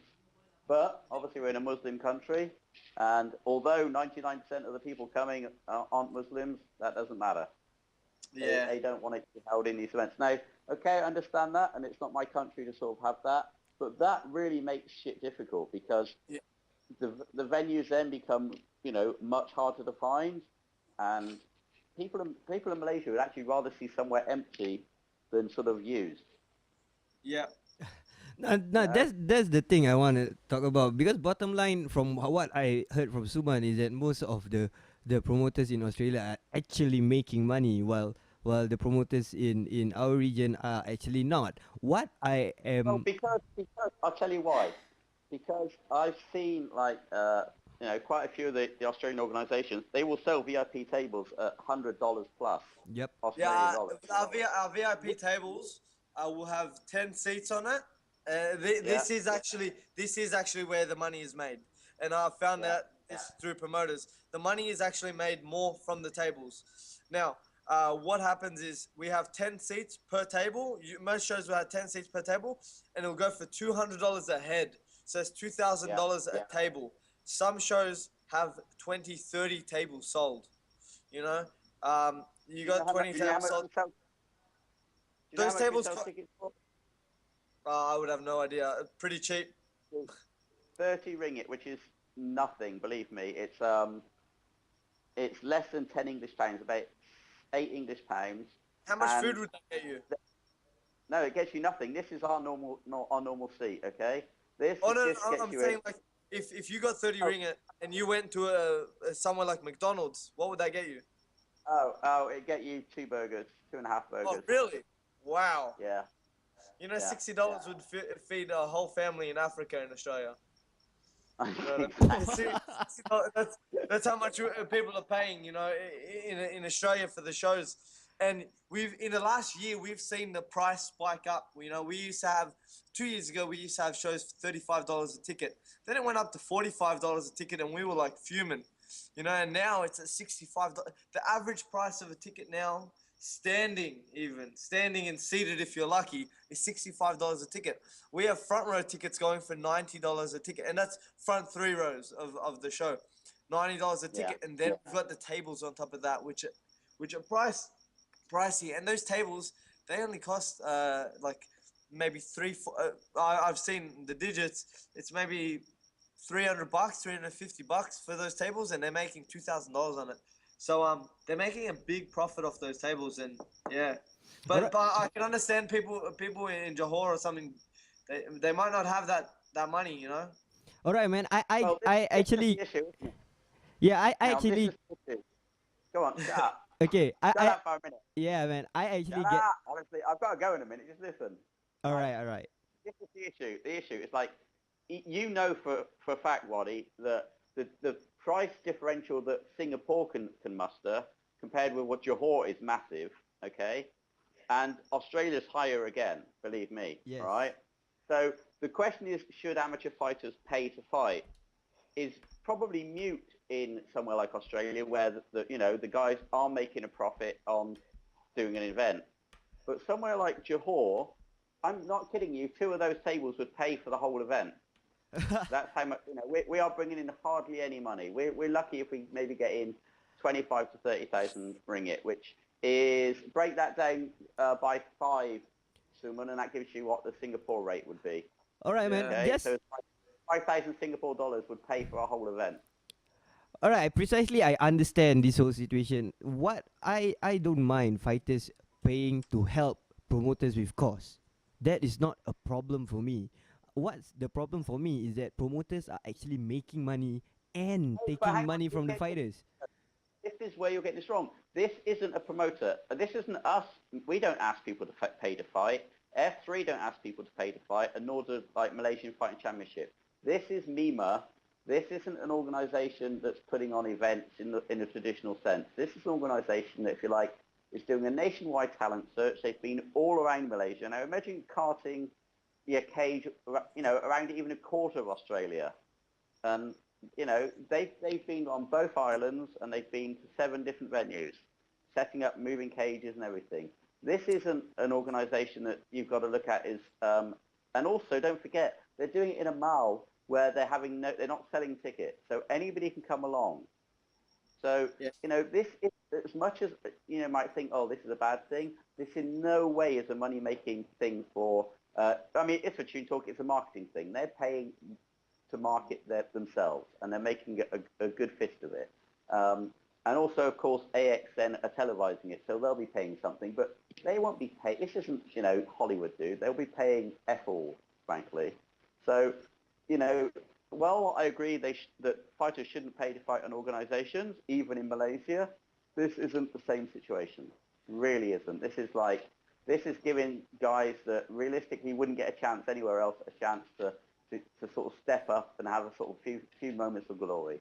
Yeah, I truly understand that, and I believe if I were to give a question like Suman, if you are given a choice to go to a TUF tryout, but you don't have to buy a SIM card, you have to buy a fucking mobile phone. I believe Suman, you would do it, isn't it?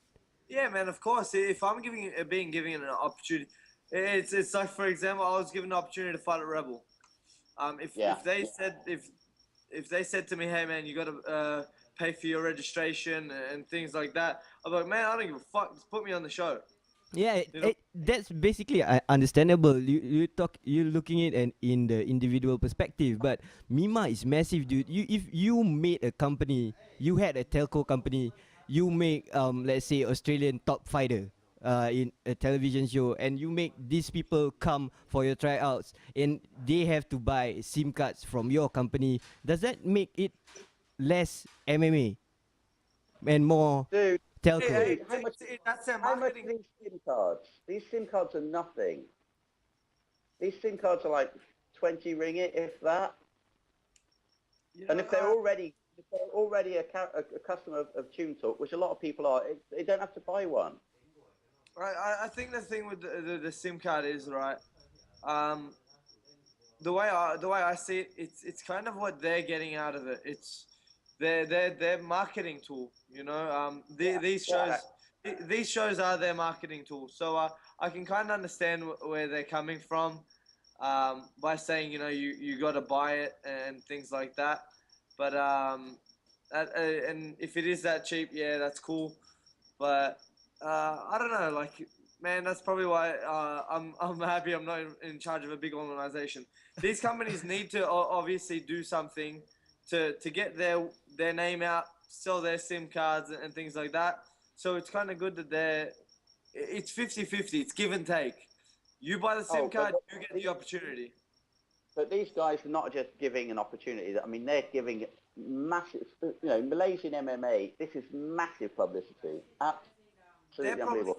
Giving Roddy, a bunch of kids an opportunity too. A bunch of, like you said, guys that come in for a week with no training, coming into, absolutely. and that kind of ruins it. It does ruin it for a lot of people that take it serious. So they're like, hey man, if you want to come in here and do that, yeah, sweet, buy this and you can do it. But the other side of that, though, let's say you didn't do that, then you'd have maybe in Johor 10 fighters turn up, and you're not going to get any crowd or any show out of that, are you? So it's kind of like they have to get, all the chances in as well, sadly. I don't know. Is it you help organize Ultimate Beatdown, right? Yeah. And that's you have that in a mall. Well, last one was in a mall, and we managed to get that free, the mall for free, which was amazing because it took us a hell of a lot of work. But as soon as they saw that we had 700 plus, 800 plus people in there, they started wanting money for next time. So we're at the moment looking for a venue. Are you sure? Wait, hold on. Are you sure you're looking for a venue? At the moment, brother, I've told you. As soon as it's confirmed, I'll let you know. We are in final negotiations, and believe me, I've worked effing hard on this. We are still looking, though. I mean, the simple fact is we haven't done an event since September last year. We are doing less events a year than Dare at the moment. Well, all I know right now for Ultimate Beatdown is that you guys are having a big, huge sponsor and a fucking big venue, and it's gonna be big. I won't reveal anything yet, but I'm telling you guys, this is like the milestone for Ultimate Beatdown. This is like the biggest shit. If it happens, we aren't there yet. Uh-huh. We're very close, but we aren't there yet. There's still some internal people that don't want it to happen. Wow. For the organisation that we're going to do it for, but let's keep everything crossed. When it happens, we'll let you know. You'll be the first people to know. Fight Scene will get the exclusive. Yeah. Waddy, you've been to an Ultimate Beatdown Yes. show, and you always tell me how good they are because of the realness you've said that you like saw in the show. You know, it's so jam packed. Everyone's into it. Everyone's going wild, and you've said nothing but good things. You know, I hopefully if I'm around, I get to experience one as well. Like just being in the crowd and see what it's like. I'd love to see what it's like. Yeah, man. It It's would be fun. I fun. mean, it's grassroots. We're very lucky because obviously the area we're in, we get a lot of the gyms from Singapore support us. A lot of the guys from Malaysia will come, from KL will come down and support us. We get guys from Malacca turn up. And then obviously there's a few guys from Thailand or whatever that will come for the fight. You know, we've even got guys turned up from India, which I Yep. think is amazing, absolutely amazing. That's And cool. so, you know, we have a good international sort of card, just based upon people training in Asia, and we are really lucky. But bottom line is, you know, probably 70% of that crowd is related to or trains with the fighters. The other 30% are people we're slowly educating to what this sport is. And really, it is hard work. And the fact is, even now, probably most of the people we're getting are expats. You know, they're sort of Westerners that are sort of coming in and know what they're doing with MMA.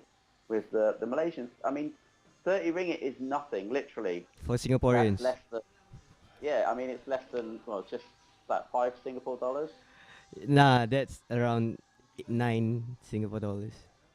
Man, It's you 5 know to what? 1. Isn't it? Hey, when I was in Singapore, I went to have a little peach iced tea, and it cost me $7. So, man, Exactly. Singapore is So, like, sorry. and that's an all-night event as well. You know, literally, our last event was crazy. It was like 6 hours of too long. You know, it was fucking entertaining as hell, but it was too long. But what I was going to say, Waddy, you've been to 1FC in KL, okay, along with me, okay? Yes. You've seen that event. Now, regardless of what you hear everywhere, you saw how many people were there. You know how much it costs 1FC to put on an event. Without sponsorship, 1FC wouldn't be able to do this in Malaysia. Malaysia is lagging behind the Philippines. It's lagging behind Singapore. So someone like Tune Talk is like desperately needed here. Somebody to actually give the whole sport in Malaysia some credibility. And we're very lucky because of Tune Talk. We now have like the ministry, the local whatever ministry they have here of youth is involved in promoting the sport with us. You know, so that's massive for us because now we basically have government approval, which is, as Suman knows, in Australia, you guys have trouble with some of the states not letting you fight in cages. I know Yep. that my guys down at Chaos, they had frigging issues recently on their events. You know, and they're really good guys, and they try to do shit, and that's happening all over Australia, and it's crap. Yeah, man. You need all the government support you can get to get these events just to keep them growing. I mean, UFC comes to Australia, but there's certain states they can't go to, which is just madness. And if there's money to be made, I think these governments should kind of look at opening it up and show their support, because it would help us as fighters. It would obviously help the states as fighters. I don't. There's not much wrong in coming out of helping us out with all the MMA. That's what I don't see. They kind of think that we're ruining the youth of Australia by putting cage fights in their head and things like that. But it's pretty much only the idiots that don't really understand our sport. All right, Well, man. we still get it here. We still get. Hang on, you can't go yet. We still get it here. We get I get the thing on Facebook all the time saying that how awful it is with having people fighting in the cage. They don't understand the story behind so many of these kids that they're fighting in the cage, and yet they're the nicest guys you'll meet outside the cage and in the streets. And Yes. yet, you know, a lot of these bastards claim they're safe because of MMA, rather they're not out there sort of robbing and stealing and being little bastards. Yeah, man. That's the same with my gym as well. You know, it's like a community center for kids that, Yeah, absolutely. you know, like I know a lot of kids that, and like people don't know this. I don't ever brag about it, but like there's been a lot of kids that have come in here, and I've seen them on the streets a few times, and it's expensive to kind of train in MMA gyms. Even my gym, you know, it's so expensive to train MMA in Australia, and I've actually like just taken a lot of kids in and helped them out and not charged them for training for a while, you know, and I've even got kids like that came in off the street, like my young guy James Jumanji in the gym. Just he came in and he wanted to train, and I saw the passion and determination that he had. So I just never charged him for training, just because I wanted to help. I wanted to help someone get off the street, and he's repaid us to the fullest, you know. All right, man. Excellent. Well done, man. That's pretty cool. Nice to speak to you guys. Thank you very much. All right, Alan. Thanks. care. Thanks for coming on the show, man. You're welcome, brother. Take care. All right, take care. Oh man. Anyways, I just want to give a shout out to those guys on MIMMA, because apparently, if you have been seeing on Facebook from the Malaysian fighters, there's a lot of drama and politics going on Facebook right now, and I just want to say, if you don't believe that MIMMA is a good company, and you believe that they kind of rob your money, and that is kind of heartbreaking, because some of the fighters even said that they want to retire from the sport. It kind of remind me of how Tyler got his dreams taken away and he wants to retire from the sport, and these guys are young, 19, 20, 21 years old, who still have a long career ahead of them, and they could be like the next superstar. The advice I'm going to tell you is this: if MIMMA is not your path, there's another path to go. There's F3 in Malaysia. There's UB in Malaysia. Fight there and get your name out. Wins more fights. You don't need to be on a reality TV show. For those who made through, congratulations. But not everyone gets that opportunity. There's only so little opportunity, and there's so much applicants and fighters all around. Like, even guys that I feel who are good enough in the UFC are not fighting in the UFC right now. So continue on. There are opportunities, there are paths out there, and maybe one day you could even fight in a Rebel amateur show. You'll never know. But do not retire or take away from the sport just because a company asks you to pay for a SIM card, or a company does not like the way you hit your pets. So Yeah, basically, that's all I have to say. Since Alan Cole is gone, my last topic of the day: water jiu-jitsu. Sure. Okay, I believe you know a part of the story, but basically the drama has been going on all around. But I'm going to reveal the whole ball. Okay, basically, one guy, whether or not, as long as you are in the MMA community in Singapore, you'll know his name. He's in this gym, and he have been teaching 15 white belt guys. Okay, BJJ, Brazilian Jiu-Jitsu, G. What he makes them do is that, like, halfway in the gym, he will make all 15 of them go to a swimming pool and make them jump into the pool with a gi on. So the problem is that I don't feel that the manager of the gym as well knows much about jiu-jitsu. Basically, they just maybe gain some interest, learn a bit. Okay, I got the money, why not I open a jiu-jitsu gym and got this motherfucker on. So this guy have been making his students jump into the pool doing water jiu-jitsu, where he would, in the end, allegedly claim to be molested. I've spoke to a lot of people, and they don't want to reveal their names because they just want to keep it quiet, but they still want this news to be aware within the MMA community, that there are motherfuckers out there who actually take advantage of people. I checked online 8 days ago, one fucktard from US, a taekwondo martial artist, was charged with 8 counts of molest of kids. That shit, man. Like, dude, in Australia, does this occur often? Man, not that I've heard in Australia, but hey, man, it happens all around the world. There's some sick, twisted fucks around this world that I don't know what the fuck goes through someone's head. Kids, women, whatever it is, it's all the same. Man, it's just fucked up, because if you're an instructor somewhere, or if you're in a place of teaching, everyone looks up to their instructor. I look up to my instructor, and like, I've got little kids look up to me, and they look up to James, who teaches them as well. And you want to just fuck someone mentally, and like I don't get it. Like, what you just betraying people's trust, and you're a sick, twisted fuck. Like, I couldn't say on how many levels it's wrong. It happens all around the world, and it's really, really, really disgusting and sick that people will do this. Um, Especially in the position that you're in now. I said earlier in the show, my girlfriend does jujitsu, right? Mm-hmm. And my girlfriend does jujitsu, and when we're in class, I don't I don't think anything, even with my own girlfriend, you know, sexually, if I'm rolling. I just don't think about that because I just think that it's wrong. Now, I trust when I'm there, and the instructor is matching my girlfriend up with someone.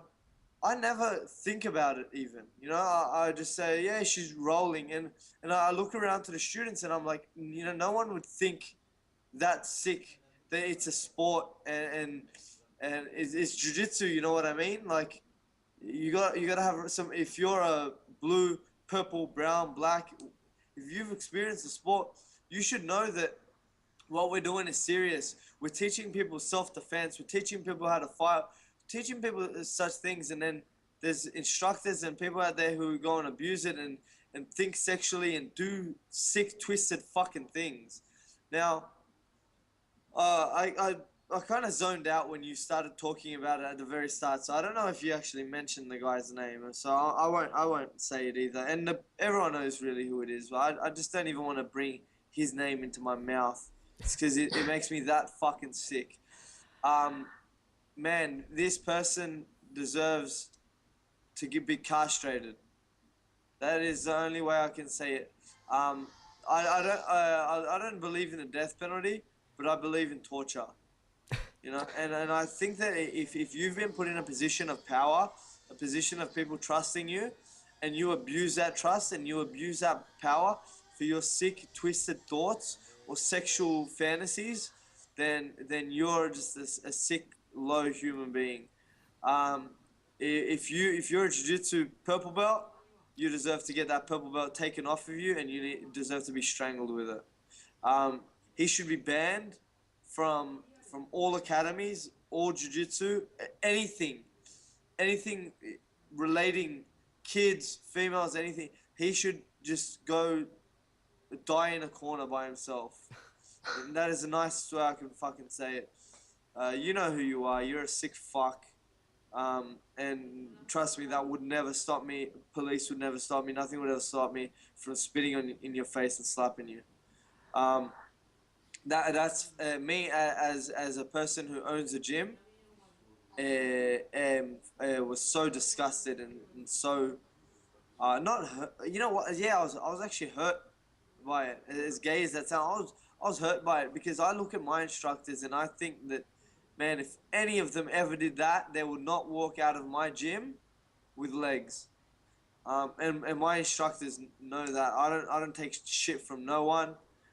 If something like that was to happen in my fucking academy, I could never walk into my academy the same. You know what I mean? Knowing that such a thing went under my nose, and I didn't realize it. You know, some people are a bit oblivious, naive, and stupid in some sense. You know, I know some people, things probably happened earlier on, and they kind of didn't speak up, but maybe that was the time when someone speaks up, because sometimes when you don't speak up, something worse could happen. You know what I mean? Today it's a student. Tomorrow, like today it's the student that's next to you. Tomorrow it's your girlfriend. The next day it's your daughter. Do you know what I mean? Yeah. It's fucked up, and people like that. If anyone wants to come out and say, oh, well, that's a bit fucking harsh, saying you wish he would die. No, it's not, because I find jiu-jitsu is my love, and anyone who disrespects that by making some bullshit like water jiu-jitsu and all this stuff, man, it's fucking sick, twisted, and whether someone wants to bite me in the ass, someone wants to call me out on Facebook for, I'm sure 98% of people would agree with me, but I'm sure that there's like 2% of people who are just stupid and say no one deserves to die. Nah, fuck that. People that are that mentally twisted deserve to rot in a corner, and I could not give two shits for them.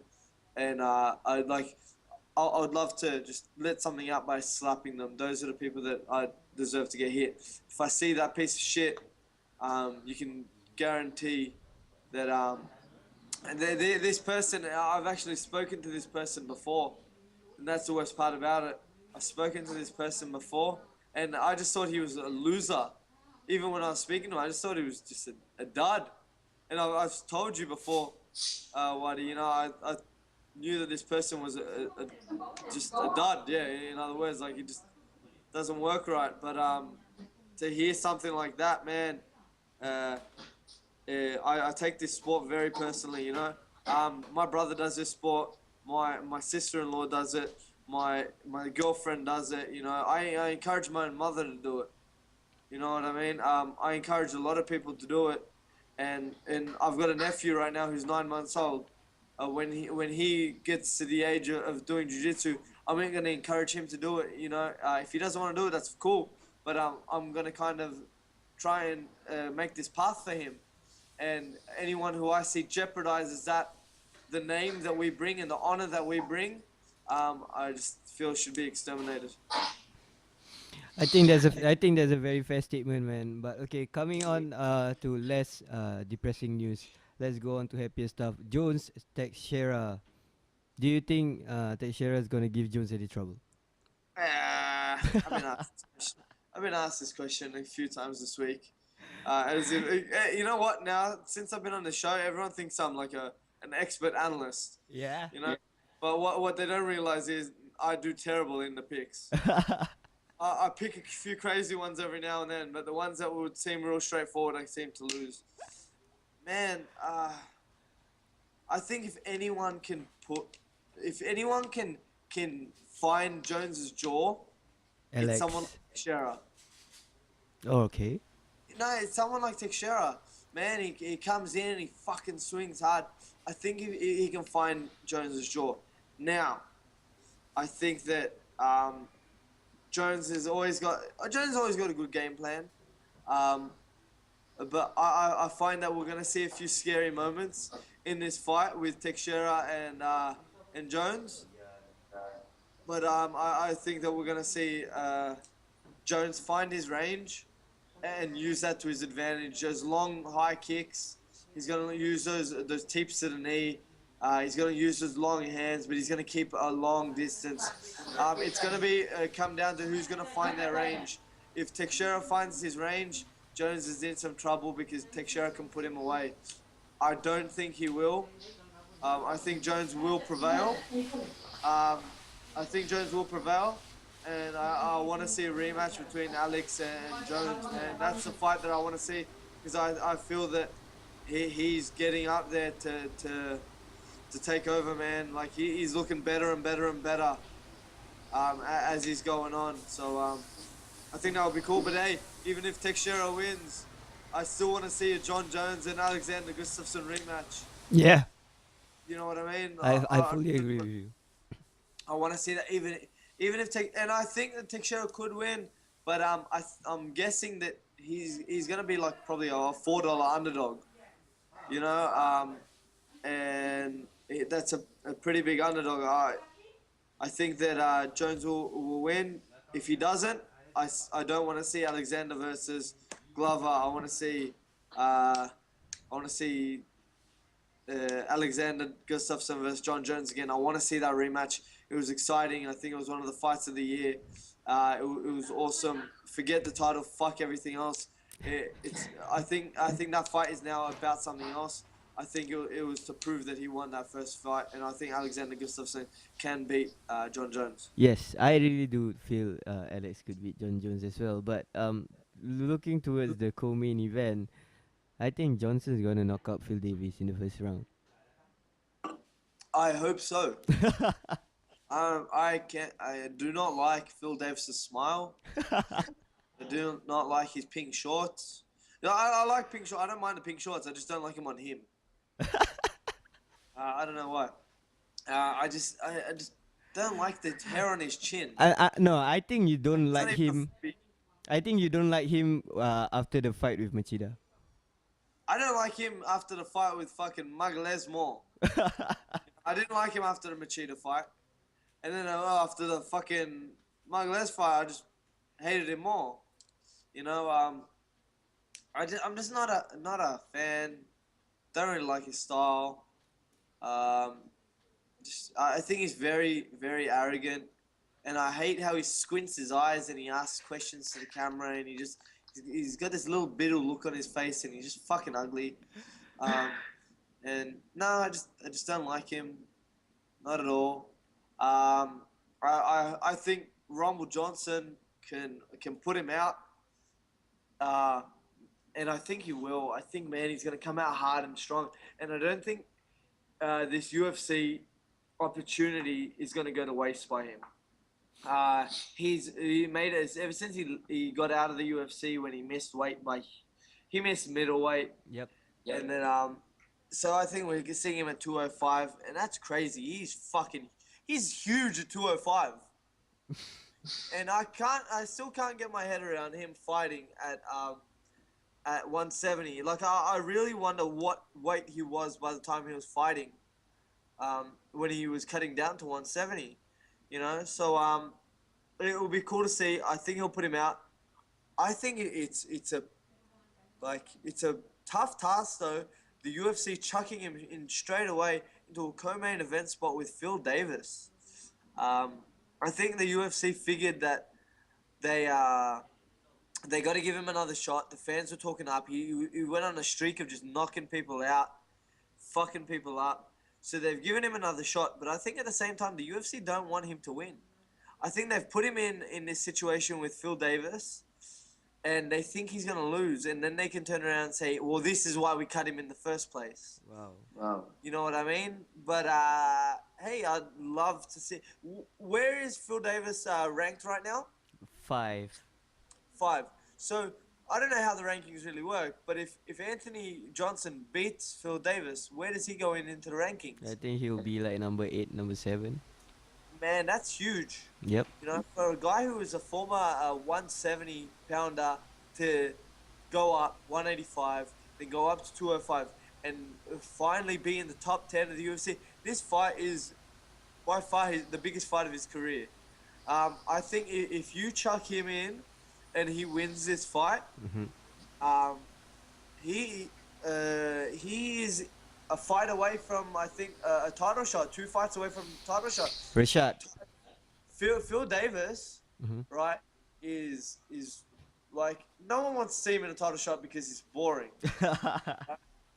And that's a fact. But he's a win away, or 2 wins away, I think. If he has dominant wins over a few other opponents, you know, he could get a title shot. Now, in saying that, I think that if he wins this fight, if Anthony Johnson wins this fight, and then he versus another top contender, Rashad. you know, I'm thinking Rashad. Yeah, Rashad. I think that he puts Rashad to sleep. Yep. And I think he puts most guys to sleep.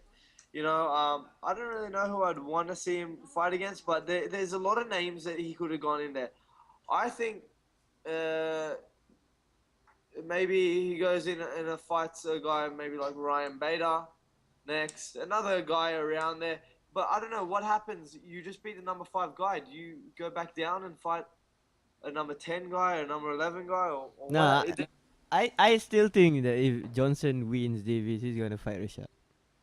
Yeah, man. When's Rashad back? I'm not too sure.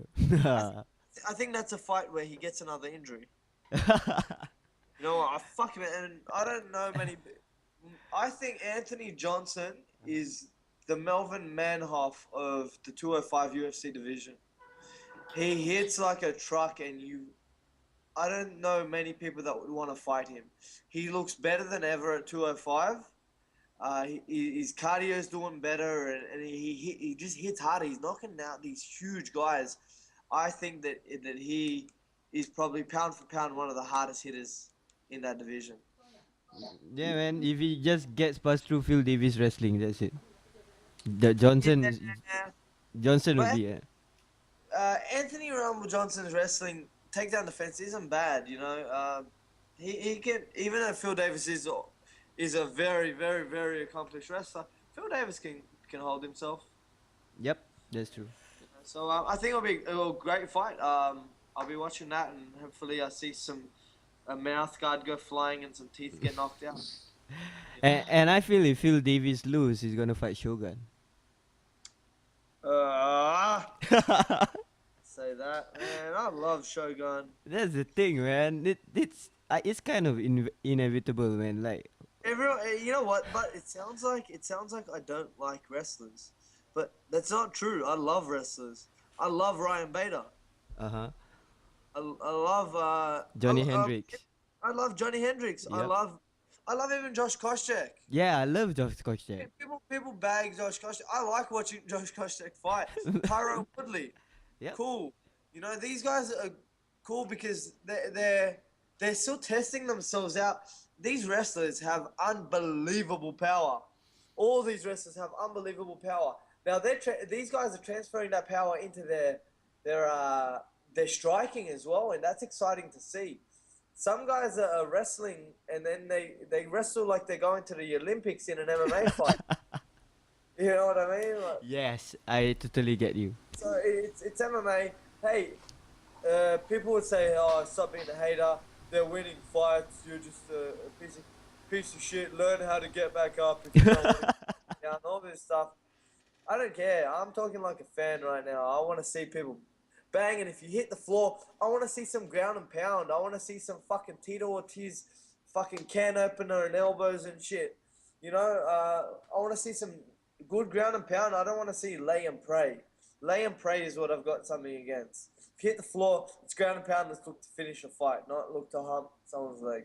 Yeah, that's true. Yeah, that's true. That's true, man. That's true, man. I love wrestling, man. I love to watch people, guys do suplexes and stuff. I love to see the old school single leg and double leg takedown as well. But I wrestle three times a week. It's one of my favorite classes to do. You know, I'm a jiu-jitsu guy, but I still like to wrestle. I just love it. You know, and that's why I respect it. But I respect wrestling for wrestling. I respect jiu-jitsu for jiu-jitsu, and I respect kickboxing for kickboxing. Now, if you go into MMA, let's kind of use everything. You yeah, know, that's so why it's called mixed martial arts. But I don't know, man. People have this debate saying that, you know, yeah, if I fight you one-on-one on the street and I put you down on the ground and you can't get back up, basically that's it. But you not killing me. I'm still alive. I'm still breathing. There is unless someone's got a fucking black eye or someone's yelling uncle, you know, like I've seen kids. This is another bad statement I'll say, but I'll openly say it. I don't give a fuck. You know, I've seen kids from my gym fight on the street. Now, when I'm saying they fought on the street, it was probably a very, very not what's the word, controlled situation. You know, and one thing I tell my guys is, you know, use minimal effort, even if they're fighting on the street, because everyone knows, hey man, street fights happen. Street fights happen. Whether who you are, you can try and avoid them, but if someone's gonna hit you, I say hit them first. You know, that's how I look at it. That's something I didn't learn a lot of my dad. There was a lot of things that I don't do like my dad. You know, everyone knows my relationship with my father, but one thing I learned, and I learned it from a very young age from my dad and then my brother, was hit them before they hit you. You know, because whoever lands the first punch wins. That's how I see it, you know. So I've been in a few controlled situations. Now, if I tell one of my guys to fight on the street, or they get into a fight on the street, I'll try and keep it one-on-one if it's like that. Don't let anyone else jump in. That's kind of why I'm there. And I've seen situations where my guys will come in, and I make sure that they don't hurt their guy, but they let them know that they've been in a fight. If you're gonna go out there and fight on the street, make sure you do your techniques right. I've seen some rear naked chokes get put in street fights to stop street fights, And I think that there's no tapping in the street. I think that it's if someone does that and you're an experienced grappler, hey, put them to sleep, teach them. Hey, the Gracies did it, you know, and that's how we learned of. They went to the beach and they were calling people out on the beach, you know, in their cool speedos and putting people to sleep, you know. Like maybe a few months ago, I had a young student of mine, who was being threatened by someone else, and the person lived pretty close to them, and it was one of those situations like, hey, if you don't come and see us, we're gonna come and see you at your home where your family and so and so are. So we're in Australia, and especially the suburbs that we're from. Hey man, we're out west in Sydney. Out west in Sydney is rough. You can ask guys like Rob Lisita. You know, we grew up in rough areas. If you don't fight back, people are coming and they're knocking on your door, and we don't go to the police in that situation. Someone's willing to come to your house, you better be ready for war. You know what I mean? We grew up rough, and I said to him, hey man, if someone's threatening to come down to your house for some bullshit, you might as well go and meet up with that person. So what happened is he messaged the guy back, and he actually said to him, man, I don't want any problems with you. And then the guy's like, well, I've got a problem, so let's sort this out. So my guy kind of turned around to him and was like, okay, no worries. Well, I've got training tonight, so I'll see you after training. You know, his training comes first. So he trained normal. We didn't even say anything about it. And then after training, we were just going to wait and see if we got a call. We got a call from the guy saying, come meet up. And he was meant to come down with one other person, and we were meant to come down with two people. And but they said to us to come down with one person so we can have a talk and it doesn't escalate. Okay. You know, that's how I said it to him. I'm like, I don't want anything to escalate. Let's talk. And then as soon as we got there, we see there's like 8-10 guys standing there, and we'd rocked up in the car, and it was me, one other person, and the young person who I won't name from my gym. And as soon as we got there, we get out of the car, and he's like, oh, there's 3 of you. I thought it was only meant to be 1 of you. And we looked over at them and we're like, well, we thought the same thing. And as soon as we walked up, they were like, oh yeah, don't worry, we've got more guys coming anyway. And we're like, okay, cool. And then we look to the right, and we see about 10 more guys walk out. All right. As soon as we see the 10 more guys walk out, I'm like, oh, okay, here we go. There's like 3 or 4 of us, and there's about 15 guys here. This is a great situation to be in. And I kind of laughed it off, and I'm like, yeah, sweet. As the guys got closer, the guys that were behind the bushes, just turns out that I know the guys. So it kind of turned back and blew up in the other kid's face. And I was like, yeah, man, no one's jumping in, because the guys that I knew backed off straight away. They're like, hey, man, we want no problems. I don't want to fight, blah, blah, blah, blah. I go, okay, so what's the problem? It was between one person and another guy, and out of all things, over a girl. You know, it's always over a girl. So then the other kid comes up to my kid, and he's like, yeah, what's your problem or something? And my kid just looked at him and goes, hey, man, did I come here to talk, or what did we come here to do? And then he's like, yeah, I want to fight. The other guy's like, yeah, let's fight. And my kid's like, all right, no worries. Takes off his shirt. And I'm like, and I said to them, I'm like, anyone jumps in, I'm going to beat your ass myself. You know? And then they were all like, yeah, whatever. My kid starts fighting. Man, the other kid was a boxer too. He was a good fighter, and I know the other guy. They kind of started shaping up to each other. My kid ends up double-legging him, mounts him, doesn't even throw a punch, lets him roll over, catches his pack, and puts him in a rear naked choke. Now, when the guy puts him in a rear naked choke, someone from the other side had attempted to come up and kick my guy in the head. Okay. So I just walked over and pushed him back before he did, and they kind of backed off, and the guy that my kid was versing started tapping. Whoever I was with, I'm not going to name their name either, turn around and say, hey man, there's no tapping in a street fight. Wow. So my guy puts him to sleep, and then as soon as he puts him to sleep, let's go straight away. And then I walk over to the kid. I kind of start shaking his legs. And I rolled him over to his side and pulled his tongue out of his mouth. I picked him back up and he looks at me and he goes, "Man, what happened?" And I go, "Hey, man, you just got put to sleep." Now his friends are standing there yelling at him, "Round two, round two, round two." What the fuck? And yeah, and I'm turning around to them and I'm like, "Hey, man, I don't think you realize what just happened to your friend. If one of you want to go round two, why don't one of you fight instead of your friend?" And then they all kind of backed off after what they saw. And I walked the kid over to the side and I was like, "Hey, man, you know, I know what just happened is kind of embarrassing for you. You just got put to sleep in about 20 seconds. I go to him, man, if you ever want, you can come train down at my gym." And I did say that, and the kid did come. Wow.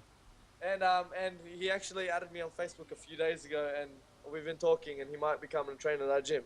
So maybe his eyes were a bit opened after witnessing jiu-jitsu versus boxing. Yeah, that's a good story, man. That like one thing I said to my guy when he went into the fight, because my guy's an accomplished grappler, and the other guys in his area all know him, and he always puts up photos and videos of his jiu-jitsu and thing, and they actually call him a grappling fag. You know, they're like, "Oh yeah, who wants to hug another guy, blah blah blah blah blah," which is actually the main reason the person that I was with said put him to sleep. You know, to kind of show what we do is legit and it is real. A lot of guys off the street think that they can just come and bang with us, and I told my guy, I said to him, "Don't throw a punch." I didn't want him to throw a punch. I didn't want him to punch the kid and split his eyebrow and get to something bigger. I said, just go in there, double leg him, put him to sleep, and that would be everything sorted out. And some people will come on and say that's a real bad thing of me doing, but I'm sure you're all just saying that being all tight asses and uptight pricks, you know. Street fights do happen, and that's kind of why most people do jiu-jitsu or MMA. Most people that come in here don't want to come in here and fight. They want to come in here and learn how to defend themselves. You know what I mean? Most people just don't know how to fight, and they want to have that confidence of being able to walk down the street and know that nothing is going to happen to them, and they're safe. Now, if you're pushed into a fight, if you're pushed against a wall, you fight back. You don't say, "No, I don't want to fight," or anything. My opinion on everything is we've been fighting since we're kids. I don't fight to hurt anyone at any stage, but I encourage my guys, man, if your back's against the wall, you fight hard, and wherever it is, you fight hard, but at the same time, you remember what you've learned. You remember the respect that you've learned. So, for instance, if my guy had put him to sleep, and after he's asleep, had booted him in the head, now that is a disgusting situation. You know what I mean? Yep. Yeah. I think putting someone to sleep is the safest thing you could possibly do, in my opinion. You know, I think it's safe, like, and I don't think many people want to get back up and fight after getting put to sleep. So it's like, why do we? Some guys, yeah, they're like, "Oh yeah, why don't you go show your skills off in a ring?" Yeah, well, my guys do that, but when there's a little punk that's trying to come up and fight one of our guys, what do you expect him to do? Walk in fear all day? No, he fights back. I don't know. What's your opinion on it?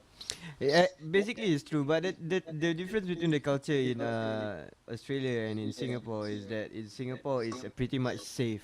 Street fights don't happen that much, and bullying in Singapore, I don't feel have come to a level as bad as in the States, whereby you need to have some Gracie breakdown and do some bully program. But yes, if you are in a situation where you have to defend yourself, you have to defend yourself, and you have to learn how to defend yourself. It's part of surviving. It's part of being human. Hey, Like most of my story is like everyone knows. When I was growing up, I was known as the fucking idiot punk kid who just fought with everyone. My brother, who looks like more of a criminal than I do.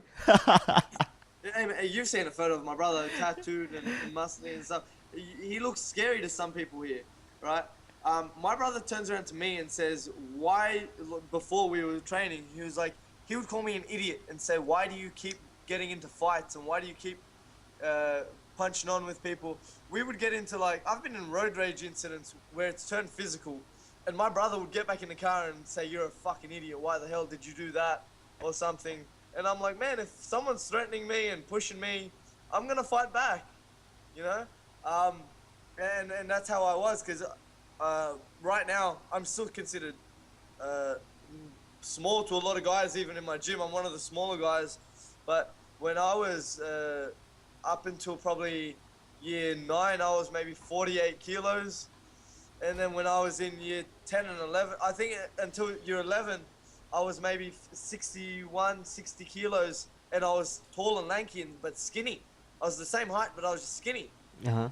You know, so I had a lot of people pick on me, but I ended up beating the fuck out of everyone. You know, like I've been in a lot of street fights, but since the gym has been open myself in the last 2 years, I haven't been in one. I think it's kind of just someone sees a cauliflower ear and they back off, which is kind of cool, you know. I don't like to, but I'm stupid enough that if someone eggs me on enough, I'll punch him in the face. For example, if I go to Singapore and I see a certain purple belt that I don't like that plays water jiu-jitsu, this would not stop me from kicking him in his teeth. Like I would avoid him until the point where like I could. And if he was sitting next to me, I'd have to say something. I just have to tell him how disgusted I am in him. You know, I just have to get that off my chest. And you know what? I want him to react. I want him to react just out of the piece of shit nature that I have in me. You know, I want him to react, and once he reacts, that's just my green light to hit him. You know, a street fight's never been something that scared me. So if any of these people that I've called out on this show or anything think that they can come on and tough me, you know, like Vanderlei comes up to Charles Sonnen and if any of you idiots try and do that to me, I can assure you I'm not gonna double leg you. I'm gonna fucking punch the shit out of you, and I'll start swinging, so you better get your hands up. If anyone tries to do like a backstage drama with me or at the weigh-ins while I'm cutting weight, try and piss me off and say something, I don't get pissed off very often. But if you try and say to me or the crowd that you want to fight me, trust me, you'll get a fight right there. All right, man. When you were talking about street fights, I wanna go back on someone who I've never talked about on the show, because Alan Cole just now came on and said that one FC fighter, Melvin Yeoh, trains at Reps Fitness as well. Okay. For those who don't know, Melvin Yeoh is like the godfather of MMA in Malaysia. He is like the pioneer. He started it all. He started Ultimate Beatdown from zero. The show started in a gym. And now this is a rumor, it might go into a much bigger event. It could even be as big as Rebel for Ultimate Beatdown 13. But what made this guy came out in the news, and it was really respectable, was that he was at the point of being robbed by a guy, and Melvin defended himself, didn't even hurt the guy who tried to rob him. And Melvin actually invited that guy, you know, why not you come to my gym and train? And that guy have been training with him ever since. Wow. Right.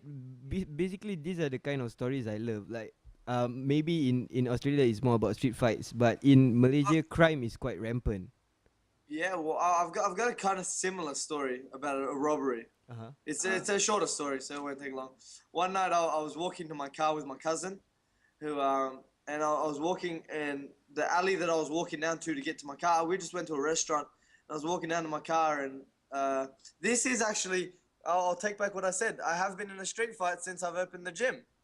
I was walking down the road, and as I was walking down the road, I saw further up ahead, there were maybe 3 or 4, you know, guys, look like youths, look like they were kind of hard cases, you know, Islander-looking big guys. And I heard them from a distance, because I'm a very paranoid person.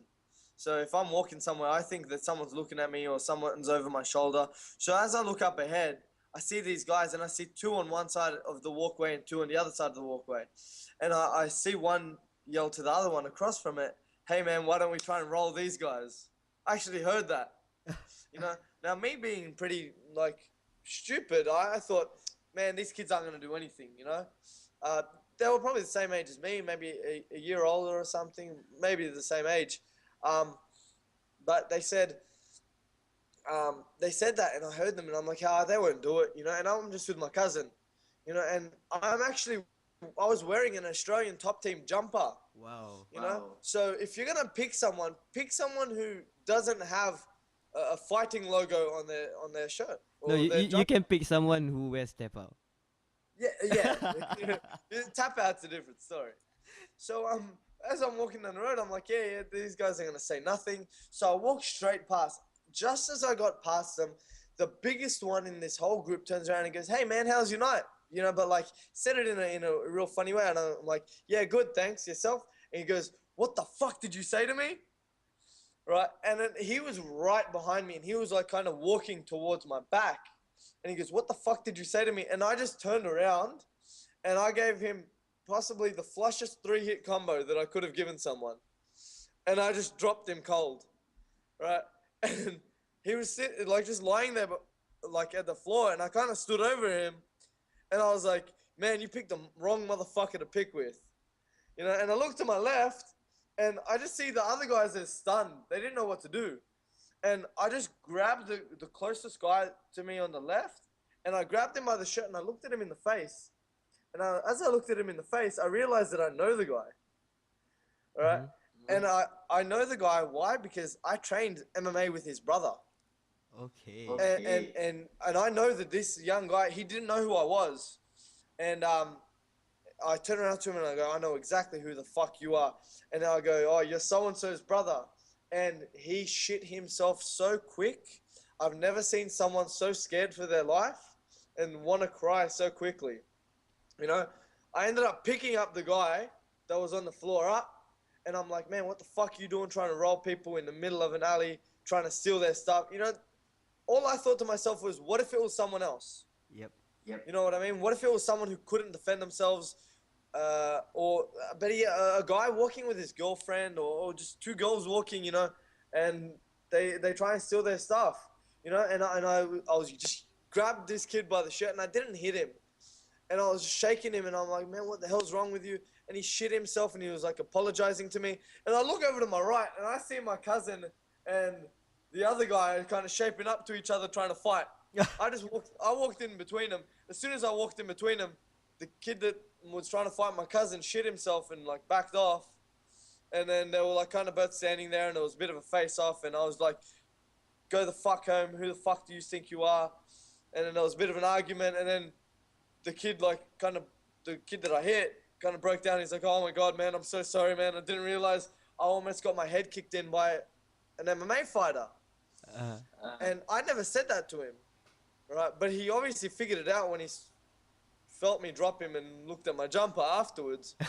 But the first thing I said to him after he said that, I'm like, "What the fuck do you mean an MMA fighter?" I'm like, "What difference does it make who I am or what it is? You shouldn't be doing this. You shouldn't be hanging out in a dark alley just waiting for the next person to walk past."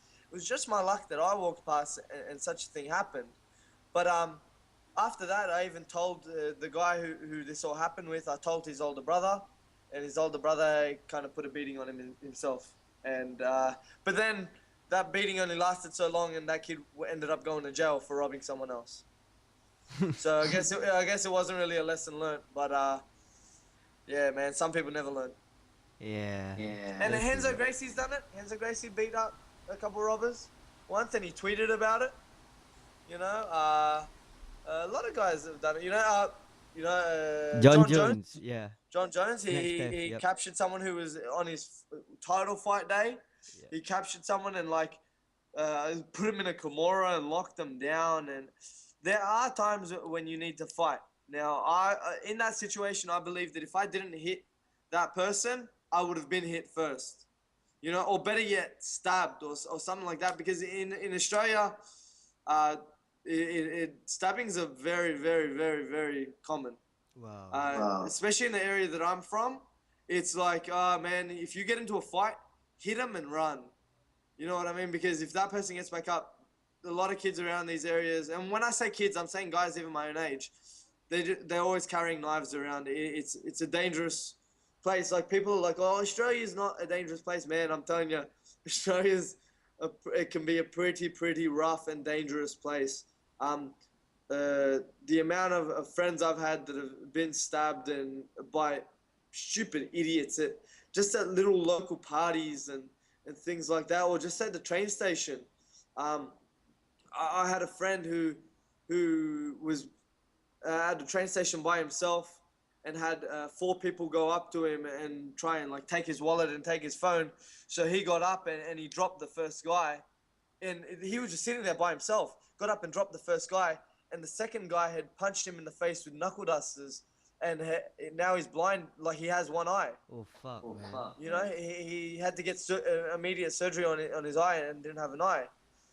So it's one of those situations. It's like, what do you do, man? Like, you can't always call the police. The police kind of take a while to get there, and you might be dead in that time. I know someone else who was on a train again, and it was just like an altercation between two groups, and he was just standing by. He wasn't even in the initial altercation, and the guy that got into the fight just lost his shit, pulled out a knife, stabbed him in the heart, and killed him. And I know him. I played footy with the kid, and he died at the age of 17. Wow. You know, this is when a few years ago when I was younger. You know, things like that happen, and they're real unfortunate. So it's like, do you run away, or because if you run away, that problem seems to come back. Talking about that, bro. I understand there was a few years back, or maybe even last year, in an Australian MMA event, gunshots were fired. Yeah, man. We have bikies that come to the shows quite often, and a lot of times police think that the bikies are related to the gyms. Now they're not. Bikies just seem to like to come to fights and watch the fights and get drunk and really just yell and do all these types of things. What happened was, it was in Melbourne. It was in a Melbourne MMA event where two rival groups, rival bikie gangs, were both at the event, and one person just it escalated pretty quickly. One guy just walked past another one, gave him a stare. It turned into a "what the fuck you looking at?" Next thing we know, there was people being shot and gunfire. If you go on YouTube, there's actually a clip of it. Yep. Yeah, I'm sure you've seen the clip of the fight, and it's a brutal fight. You know what I mean? There's chairs being thrown, and you see people in the video getting stabbed as well. If you look closely, it looks like someone's punching someone in the ribs when they're against the ring. You know, everything got shut down, and even the police were too scared to go in there. It gets like that a lot. There's some situations in Australia where the police cannot handle in an initial fight. You know what I mean? The riot squad needs to be called, and I've never been to an event where something like that has happened. I've seen two rival groups at an event, and I've thought, oh shit, I should probably get my ass out of here. But it's never happened when I've been there, but it does happen. Usually the fights kind of happen outside between these two groups. I think there was a show a few weeks ago, and we heard about there were two groups at the show. Nothing had happened, and I was actually surprised about that. Next thing I heard, about 18 guys jumped 3 guys from the rival group outside the event. Wow. You know, so there's a big gang problem in Australia, but then again, like I say, that it's like America as well. I don't know how big the gang problem is in Singapore or thing, but I know it's pretty cheap to hire a hitman in your country. So No, it's not in my country, but in Malaysia, in Philippines, in Thailand, yes. But in Singapore, you don't get away with such shit, man. yeah, man. Like I came to Singapore, right? Were you at the after party for the Rebel? Nah, I was busy doing the highlights video, but anyways. Yeah, there was a bit of an altercation in the club. With an MMA fighter. I think so. Okay. I think so. It wasn't an altercation. I think it was more of a misunderstanding. And the amount of Singapore, it was like something small. Or it could be seen as small to some people. Yeah. I saw it as something really, really small. I just saw it a little Singaporean man who, I thought he was Singaporean. He turned out to be Korean. A little Korean man that was from Singapore, yelling and making this big scene. And the amount of police officers I saw in about 3 minutes was unbelievable. You know what I mean? They surrounded the whole club and they were like looking like, who do we arrest or what do we do? But you guys were on it straight away. Yep. I felt safe. You know, in Australia we have about 3. If a police officer comes up to me after an altercation, I tell him to go fuck himself. You know, I'm like, man, get the fuck out of my face. Where were you when I was getting punched? Or something like that, you know? I just don't really help them too much. I was so scared to say anything in front of the Singaporean police. I was like, I'm not saying shit. I saw them with their little red beret hats. I was like, nah, not fucking with them. These guys are going to throw me in jail. They probably... Because I don't know what the laws are like in Singapore, but I heard that you can't spit on the ground in Singapore. You know what I mean? You can, but you don't get caught. That's the law in Singapore. You don't get caught. Is the law in Singapore that you can't chew gum? Yes. Man, what the fuck? That's crazy. See, I was like... You want to know the whole story about the chewing gum incident is this. You know we have these mass rapid trains that we travel around? Yeah.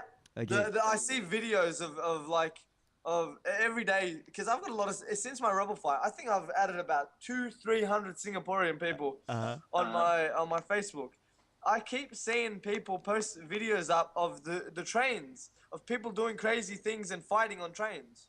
You guys take your train transport real serious.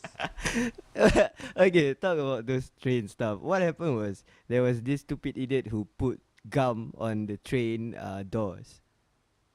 And the train doors couldn't open. So when the prime minister got heard of that story, then he was saying, okay, fuck it, ban chewing gum from Singapore. See, some idiots just ban chewing gum. Got people with bad breath all over the joint. You know what I mean? Yeah, I heard that, and I was like, man, these guys don't even let you chew gum. I was like, imagine what they would do if they found me like doing something stupid. I was too scared to drink. I didn't even have a drink. I don't drink anyway, but I was like, if I wanted to have a drink, I wouldn't have a drink right now, you know? But that was the crazy thing. Like, I'm the type of person that wherever I go in the world, I don't give a fuck. I do some stupid shit, and I play with authority. Did not want to mess around with the Singaporean police. It just seemed like everything was too crazy for me. It's like I was too scared to fight in the air of Singapore. You know what I mean? Like someone's gonna get me for pollution and try and fuck me up from there. You know, I was like, nah, not risking it. Nah, it's not that bad, dude. But anyways, when you were talking about the Red Berets, they are not regular police. They are actually riot police, and they are stationed there every night. Ah, is that what guys get like drafted to? Like, cause you have national service. Yep. Yeah, you guys have to do national service. Yep. Now, Ashraf was doing his national service, wasn't he? Yes. Is he still doing it? We will get a call up for maybe once a year once we finish our 2 years of training. Oh, really? Yep. So, that shit's serious, right? Yeah, that shit's serious. They take it real serious, don't they? That national service. But Singaporeans hate national service. Yep. Is there a way to get out of it? No. Like, because here's the thing, right? In Iran, they have a national service as well. Okay. And it's like going to army for like 2 years. You got to do it once you turn 18 and all this stuff. And my brother was born in Iran, but he left when he was 9 months old. When he wanted to go back to Iran, he was threatened once he got to Iran that he has to go and do his military service. All right. After he had not been in the country for like 25 years. He was born there, but he'd never... And they said to him, nah, you're going. So you know what happened? What? They let him go after paying an amount of money. Ah. You know, so what happens in Iran is all the rich kids kind of don't have to do it because they got a lot of money. Now in Singapore, you guys got a lot of wealthy people. Yeah. So Do all the rich kids do it? The prime minister's son have to go for national service, so everyone have to go for national service. Right. The only Right. way you can escape national service is for you to disown your citizenship. And what happens if you disown your citizenship? You can't come into Singapore anymore. Woo! Yep. See, that's taking some shit serious. Yep. Yeah, So- there's some shit serious. Apparently, we have one fighter who's supposed to come back to Singapore for national service. He didn't, and now he's like in Thailand training, and Who's he couldn't come back. He was with Phuket top team right now, but right now I'm not too sure where his gym is. What's his name? Nicholas Lee. Oh yeah, Yep. yeah. So we don't know where he is now. I'm not too sure where he is. Yeah, he's been trying to get some fights, but I don't think he wants to come back to Singapore again. But the See, that's- problem, that didn't do your national service. Can't fight on rebel. that's the thing. You know. Hey, Singapore is growing, so just do your national service. I don't know. Like I'm not the military guy because I don't like taking orders, but I think that if I was in like the national service after a year, it would be alright if I get to boss someone else around. You know, I don't do well with people yelling at me. Like I'm the biggest smartass you'll ever meet. I've been in a bit of police trouble before for not being able to control my mouth. Yeah, like some serious shit, man. Like, so over calling a few police officers' names, I've been in quite a bit of trouble. But yeah, I don't have a criminal record, so America can still come. You know. Just to let you in on a bit, when I did national service, I was in the military, and basically what you said about in 1 year I get to boss people around. Yeah, I did get to boss people around, and I did attain quite a respectable rank in the See, 'cause military. I remember I saw once, Ash wrote something on Facebook Uh-huh. about some little guy like not respecting him as a general or some shit. I was like, you badass motherfucker, you bossing people around. What are you doing? I swear I can't remember exactly what it said, but he was so disgusted in this like guy. Like I think it was something like the guy didn't call him Sir, General, Admiral or something. You know? I don't know. But he was so disgusted and passionate about it. I'm like, yeah, the badass motherfucker. I'm like, this kid probably doesn't even know he's an MMA fighter. Waiting to fuck shit up, you know. I think he liked the power though. He was loving the power. I still hate national service, dude. Yeah, I'm sure we all do. But hey, you're still in Singapore. Yep. Okay, we've been going on too long, but I still can't get this topic off my head. Joe Rogan made a sensation about saying that Rousey would beat Floyd Mayweather in an MMA match. What do you think? 100%. Really? You think Mayweather can defend an armbar? Huh? Can he defend an armbar? I've got stupid idiots calling themselves hitmen in my gym. They can't defend my girlfriend's fucking triangle. But come on, You know what I mean? he's like, yes, people do say Floyd is but I believe Floyd trains more than just boxing, man. Why do you say that? Because he's in the martial arts world, and what Do you think Floyd Mayweather does jiu-jitsu?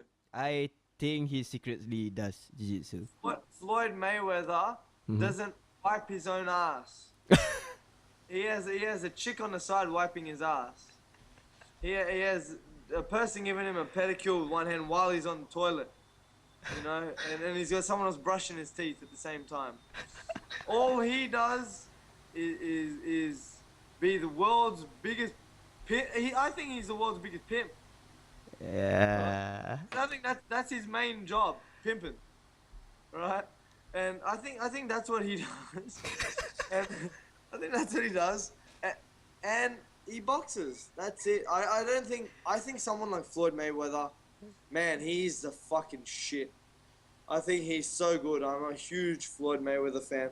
I think he dedicates too much time to fucking his boxing to even worry about defending an armbar. And if I was him, I wouldn't worry about that.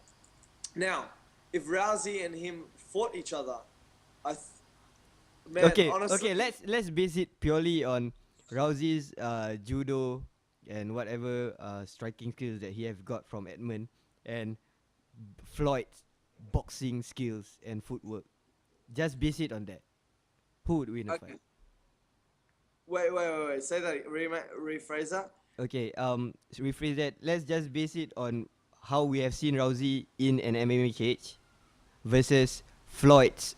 How we have seen Floyd in a boxing ring. Put them in a cage. If we were to go by Floyd's performances and things like that, hey man, Floyd's the best. Mm-hmm. You know what I mean? Like he's always excelled and done real well. But I just feel that boxing is not enough to get you through an MMA fight. Like unless he learned something. I think that if Floyd Mayweather can defend one takedown, he'll find her chin. That's it.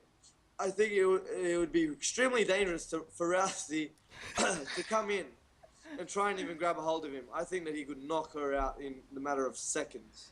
That's what I thought so too, And man. see, that's the thing for her to get in. Yeah. And then again, a boxer's stance is much different to an MMA person's stance. Yeah. Now, the way they stand, boxer stance, kind of makes it easy for us to take them down. So if he comes out and tries to be a traditional boxer, I think Rousey would kind of find her way. And you know, that's like saying, we've all seen the Rey Docyogen Anderson Silva submission, right? Yeah. The heel it's hook. like, the heel hook. If Rousey learned to do that, do you think there's any defending it for someone like Floyd Mayweather who's never done any jiu-jitsu? Oh God, no. No, Rey Docyogen would go into that fight. Yeah, sweet, throw a jab, Floyd, boom, scissor kick the shit out of his legs, and take his legs off. You know what I mean? It's kind of the same thing. Like, who would win in a fight? Let's say, for instance, forget Rousey. Do you think a Gray Maynard would beat Floyd Mayweather in an MMA fight? I don't think so. I think someone who could beat Mayweather is basically someone like Gray, but someone who could at least take a few hits. Because Okay, Mayweather's gonna get in at least 1 or 2 hits, man. Okay, Nate Diaz versus Floyd Mayweather. The Mayweather's gonna kill Nate. No, he would not. Are you sure? Yeah, because as soon as thing ties up with him, he'll pull guard and submit him. I'm telling you, man. Like, Oh man, it's just hard for me to imagine that. Like, okay, if you tell me Phil Davis were to fight Floyd Mayweather, or maybe fuck even I think Ben Askren can. All right, who would win in a fight? Here's a better one: Demetrius Johnson, Floyd Mayweather. Demetrius Johnson. Why does Demetrius Johnson beat Nate Diaz? Like you're saying, like Nate Diaz can do it, but Demetrius Johnson can. Why? I feel that Johnson's just too fast for Floyd. What? Yeah, that's what I feel. Man, you've been smoking again. I'm smoking, man. I'll tell you, Floyd's the fastest. Like I find him as fast and speedy. I don't think Demetrius is as fast as him. But what's he gonna do? He's gonna shoot a double on him, and he's gonna score that takedown. And he's gonna, as soon as he gets on top, he's gonna win the fight. But at the same time, you can't compare boxers and MMA fighters. They're two completely different sports. I think just because it makes you you're a professional in boxing, it does not make you a professional in MMA.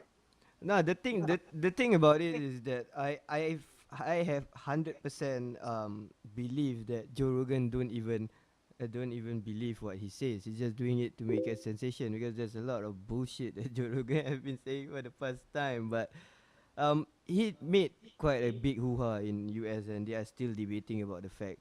Pettis just came out and said that it's rubbish that Rousey could beat Mayweather, could beat Floyd. But it's good. I feel it's a good. It's good news for MMA, right? It's a good debate, but man, like, on the floor, it's different. You know what I mean? Just where does your boxing come in once you hit the floor? Yeah, there's nothing there. you know what I mean? Like, then you're gone. If you were to tell me that Floyd Mayweather is a decent wrestler, yeah. If he knew, but I doubt he knows how to defend a takedown. I think, like, any wrestler, you put Grey Man out against him, he's gonna get taken down and gonna get put to sleep. Now, if you had a pure stand-up fighter go against him, no. Like, it wouldn't happen. No MMA fighter is going to go in there and beat the crap out of Floyd Mayweather standing. If you get a good wrestler, he's fucked. That's why I think it's not so much as jiu-jitsu that's important. It's the wrestling that's important to get him to the floor. That's where I think the anchor of wrestling comes so far and so strong into MMA. That's why I think it's such a big point of MMA. All right, fair statement. No matter how you say it, no matter how people want to convince me, it's just that scene of Rousey beating Mayweather still can't get it in my head unless it happened. If you want to hear something funny about Rousey, my brother's been training with I don't know, you probably know, Vic Darchinyan. Yeah, my brother's been training with Vic Darchinyan while he's in Australia, and he's been doing some boxing with her, and they've been laughing and joking around. They were joking about Rousey and Edmund, because he trains with Rousey's trainer Edmund. Yeah, Edmund Taveri, yep. Vic is making his debut in MMA. Uh-huh. And so he's fighting boxing soon, but he wants to still do some MMA. Now, he's actually been grappling for a bit, and what happened was Vic went to grapple with Rousey. Okay. And what happened when he went to grapple with Rousey? At the start, Vic was very nice, and he was like, "Nah, I don't really want to hurt a woman."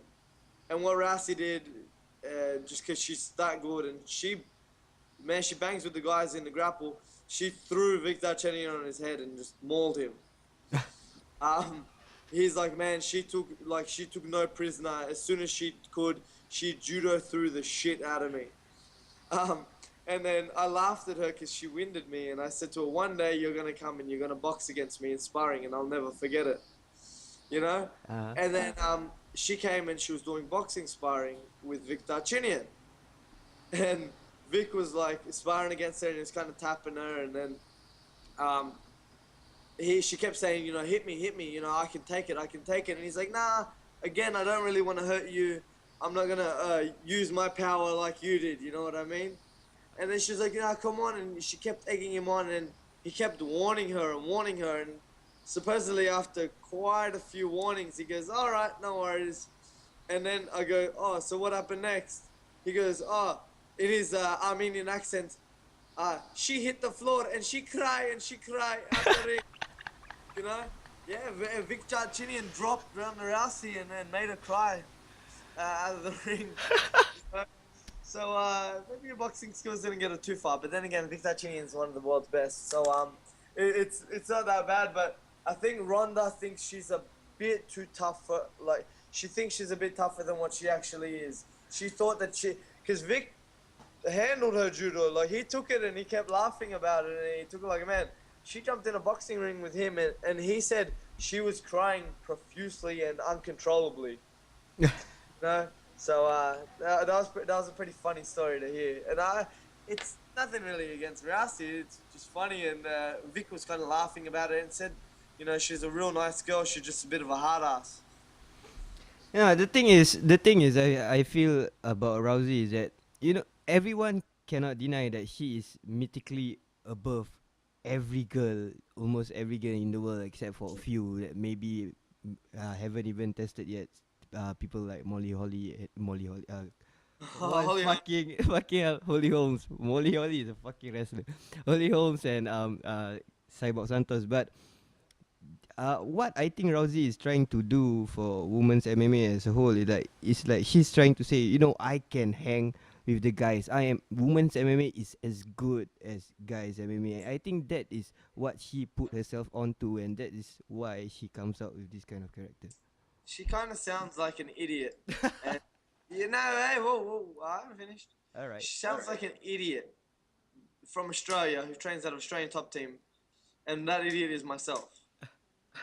You know, she throws herself out there, and you know what? I wouldn't be surprised if she wanted to really test herself. You know, I've had, like I said, I've had other guys that have trained in my gym train with her in America, in the States, and they said, man, she's legit.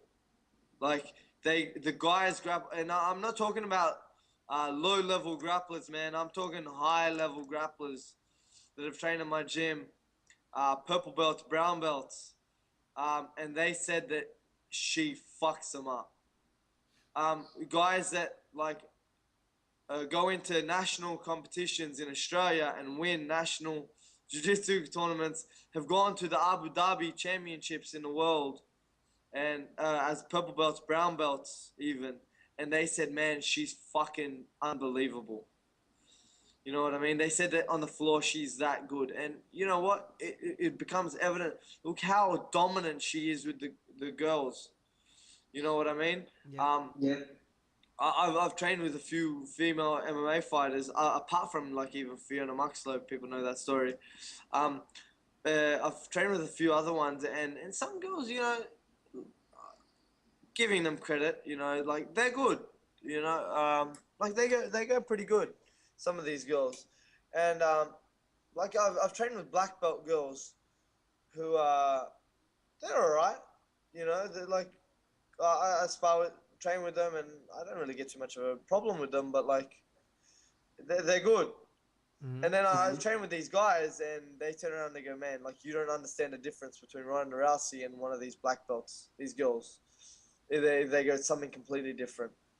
They said as soon as you start rolling with her, you're in danger, you know. And maybe that was because they were going light and they got caught. But they said to me after a while, you realize don't go light on Ronda Rousey because she rips your limbs off. You know, they said she's that good with her techniques, and I'm like, oh yeah, what did she get you with? And it seems like it's only that armbar. They said that she just does that armbar over and over again. And you seen her when she was rolling with Uriah Hall on TUF. Uh-huh. You know, if anyone's watched those clips, you see that he gets armbarred once, and he's like, no one wants to get armbarred a second time. He got armbarred a second time. He got mauled a second time. And now let's remember, Uriah Hall's not the best grappler, but at the same time, he's a huge 185er. You Yep. know, and she dominated him. Now, other people go back to a video of her rolling around with Musashi, and Musashi kind of playing around with her and lifting her up and all this shit. But that's Musashi as well. He's a 205-pound man. Her saying she's going to fight Cain Velasquez and beat Cain, that's ridiculous. That would never happen. But like I'm saying, guys like 70-kilo guys around my own size that have wrestled with her said that she doesn't wrestle like a woman. She doesn't grapple like a woman. She grapples like a fucking man, and a good man at that. Yeah, I remember talking on Facebook about you about this, and you were telling me stuff, and I listed all the UFC champions, and I told you you think Rousey could ever beat them. Oh man, that's good. You know what? I would let Rousey armbar me any day. Anyways, okay. Finally to end the show, Rebel FC Next Generation gonna come on 26 April. My fight of the night prediction would be Andy Neo versus Hidayat Jasni. I've spoken to Hidayat. He have been training with Azman, and they unfortunately does not have a gym, and I'm hoping that they will put on a good performance enough for gyms to start taking them in, because these guys really put in heart and soul for their training. Um, I would like to say also, guys to look out for would be Nico from Impact, Amirul Shafiq from Juggernaut, Garrick Sia from Impact, and Sim Kai Seong, which I saw him box at the National Boxing Association last week, and he's pretty impressive. And I think Shalin Rahman gonna have a pretty hard time. I'll be there. Why would you say that the Gracio guy's gonna have a hard time? Um, to be fair, I don't feel that since Gracio do have a very legit Silat world champion in, and everybody knows him, Sheikh Alauddin. He's actually works for the One FC as well. But Gracio do have some coaches as well, but Gracio have not reached the level of Impact and Juggernaut. It's good that they are opening up to the scene, but they are not there yet. But if they do pull off an upset, it's gonna be a huge talk in town. If like Gracio guys were to beat Juggernaut and Impact, it will be a fucking huge news, bro. I think that Gracio's worrying about too much how people's names are spelt than worrying about the fight itself, you know. So Gracio, don't worry about the name. Make people remember the name, because till now you've produced a couple duds who are just weak individuals. I'm not gonna come on and say names. Why do you know what I'm talking about? But you should probably. This is one thing I worry about, and it's someone who still claims it, you know. And if I see him on the street, I'll rip a shirt off his back, you know.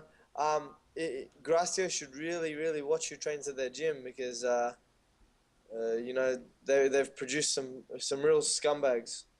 I think it's unfair to base a whole gym based on one scumbag, dude. Yeah, fuck him. Yeah, hey, I don't know, man. Like, I from what I've seen, that one scumbag, you know, who's gone and ripped people off. Apart from MMA, giving people false hope and all this shit, just weak. But from everything else that I've seen, I've just seen a lot of like talking and not a lot of action. You know, Salat is a great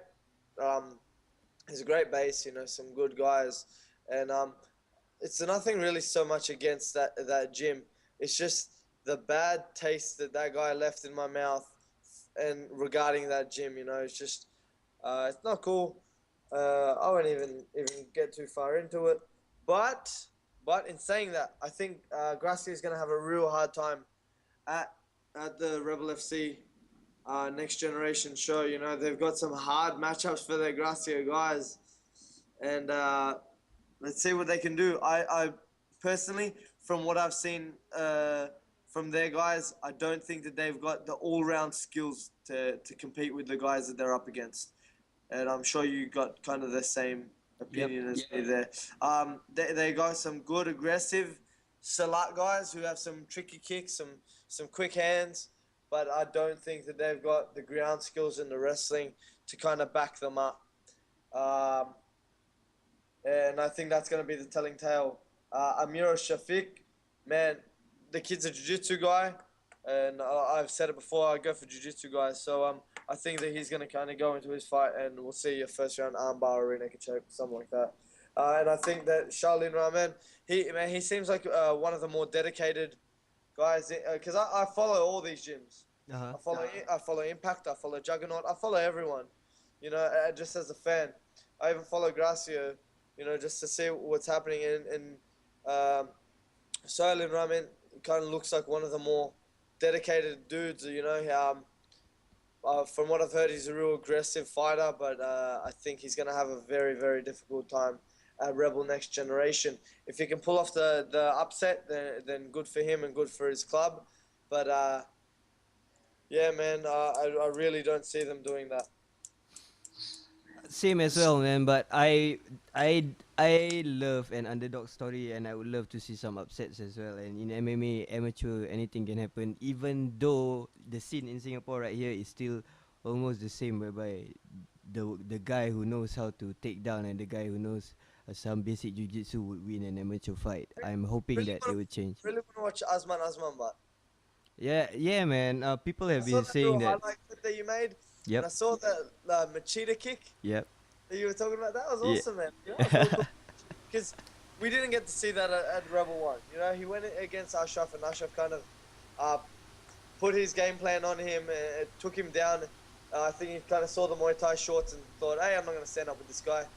And it worked out in his favor. But who's Asman versing? It would be pretty interesting because he's versing a guy from Team SC. Oh, wow. Yeah. See, well, here's the thing. Team SC obviously have figured out a little game plan for him. Yeah. For Asman, and Asman isn't a big 66 kilo fighter. Mm-hmm. He's fighting at 66, right? Yep. Well, I don't think he cuts weight. I don't think he cuts much weight to make that weight. He doesn't have a gym or anything, so I think they kind of think that he's gonna walk through. But hey, Asman's a tough guy, you No, know. but And but the guy from Team SC is a baby dude. This is the first time he's fighting in MMA. oh, really? Well, Yeah, so it's going to be pretty interesting. I want to see if Team SC comes out with the same game plan as how Ashraf nullified Azman because I'll bet you $10 it's the same. but from what from the scoops that I heard, Sharizal is a stand-up fighter as well. So anything can happen in the cage, isn't it? Like you can train so much in the gym, but when you get in the cage, you have a mind of your own. Like whatever the coach is shouting at you, you don't give a shit, isn't it? Trust me, when you get in the cage, everything just goes blank. Yep. Yeah, everything just goes blank. You know, there's not a lot. I remember in a few fights, I've been in one corner of the ring and I've been fighting. I look back on the video and I'm like, I could have sworn I was in another corner. I wasn't there. You know, but that's what happens. Hey, if you're saying he's a baby and it's his first fight, you never know how someone reacts. Now, man, to be honest, I don't know what style of fighter Ash is. I don't know if he's a ground guy, stand-up guy. He's had a few stand-up fights. I know that, but then he obviously took Azman to the ground. Right now, in saying all that, I think that a lot of times when nerves are getting the best of you, the easy option is to go for the takedown. Yes. You know what I mean? It's a harder thing to stand there, stand in the pocket and trade. It's a very hard thing. So I think some guys naturally, their way of getting away from that is just shooting for a takedown. I'm not saying that Ash was nervous or anything. That may have been the game plan. But from what I've spoken to him from, that wasn't ever the game plan. That was just kind of like, there was no game plan. It was just like kind of go in there and do it. Yeah. Because he didn't know much about Azman before the fight. All right, I give you a little scoop about Ash. Whatever footage that you have seen Ash in YouTube or wherever in Facebook, right? You will never know how he fights until you train with him. And I did train with him, so I think I'm like one of the few guys in Singapore who basically knows his game inside out.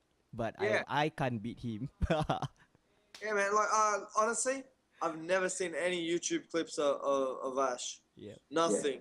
You know. But if you do the same thing with me, I can guarantee you that you would not find a style of mine. If you watch me training to how I fight, it's completely different. You know. And that's probably because I haven't been able to show in my fights what I'm capable of, and I'm sure that he's the same. Nah, to be fair, dude, you have quite a lot of footage. You have some Jiu Jitsu stuff. You have some Muay Thai stuff. So if Hey man, at least I do good in jiu-jitsu comps. I've done about 4 flying arm bars. I've done all this stuff. I do some interesting things, but I think that sometimes I've gone away from game plans and I've just kind of done stupid things in a lot of my fights. Even though I won my first 4 fights all in the first minute, that was never the game plan. oh, know, come on. I feel almost every fighter does the same thing as what you do. What's that? Don't follow the game plan. Nah, man. Like, Like- I follow the game plan until I get hit. I just kind of do the stupidest thing. You've seen my Muay Thai fight. Yep. Man, that was the stupidest thing ever. That was after 3 weeks of training and me not... I didn't have a game plan. I just went in there and wanted to fight. And I think... And I just kind of pulled it off, right? But I think I'll do a much better if I just kind of go in there with a free head. But see, my brother's a game plan type of guy. I'm the type of guy, I like to wing things. And sometimes it works in my favor, sometimes it really doesn't. You know, but if you've got a game plan, you're drilling it, it helps. You know, Ash is a real smart guy. You know, he's a very smart guy. He's a very hungry and dedicated person as well. So I'm sure that he's going to have a game plan coming into the fight with me, and he's not going to say, let's go balls to the wall and this and just stand and bang or I'm going to take him down. I'm sure he's got some very specific game plan that he's working on right now. But whatever game plan it is, it it never works out the exact way you want it to in your head. You know what I mean? Yeah, I know. I mean, there's a lot of fighters who told me the same thing, and I kind of can imagine what's happening because I don't even have to go to a fight. You just put me in a few sparring sessions, and I'll just black out. I'm not fit enough to do MMA at the moment, so And so whatever you guys are feeling in the cage, I'm feeling in the gym. yeah, man, and like it's a lot. It's those guys that come into the gym and like they're like, I'm like, I start throwing punches at them, and I'm like, stop closing your eyes when I punch you. You know what I mean? It doesn't help you. You know, it's something that you got to practice over and over and over again, even in the gym. Then you go to a fight. Ring experience is something big. We saw Thiago Alves fight on the weekend. He looked like he didn't miss a beat. You know what I mean? He looked like he'd been in the ring for the past 2 years. But that's all the previous ring experience that he's gotten. You know, it's one of those things that you need to get as a fighter. Ring experience. And that's why I'm not really happy about the layoff I'm having in between my last Rebel fight and this Rebel fight. So I'll be staying active by probably having a boxing fight soon or a kickboxing fight soon. For people that think that really I'm just a kind of brawler, they'll kind of see that I'm not just a brawler. But I put my chin up against anyone's. So yeah. Yeah, all I can say is that people would love to see you fight again. I'm I telling think people you, love to see me lose too. honestly, yeah, whether to see you lose or I just want to see you in the cage. I don't care if you. There are fighters in UFC or ONE FC or anywhere in the world where I don't even care if they win or lose. I just want to see them fight. Yeah, man. Yeah. Like I said, I've put myself in a position where um, I want to have fun with this fight. You know, I'm taking it real serious. I'm training hard, and Ash will get the best of me. You know, he'll get the best of me that he could possibly get. That might be scary to some, but I don't think that would intimidate him in the slightest. I think that he wants the big fights and he wants something to happen. And in my opinion, I'm the best guy that he could possibly verse.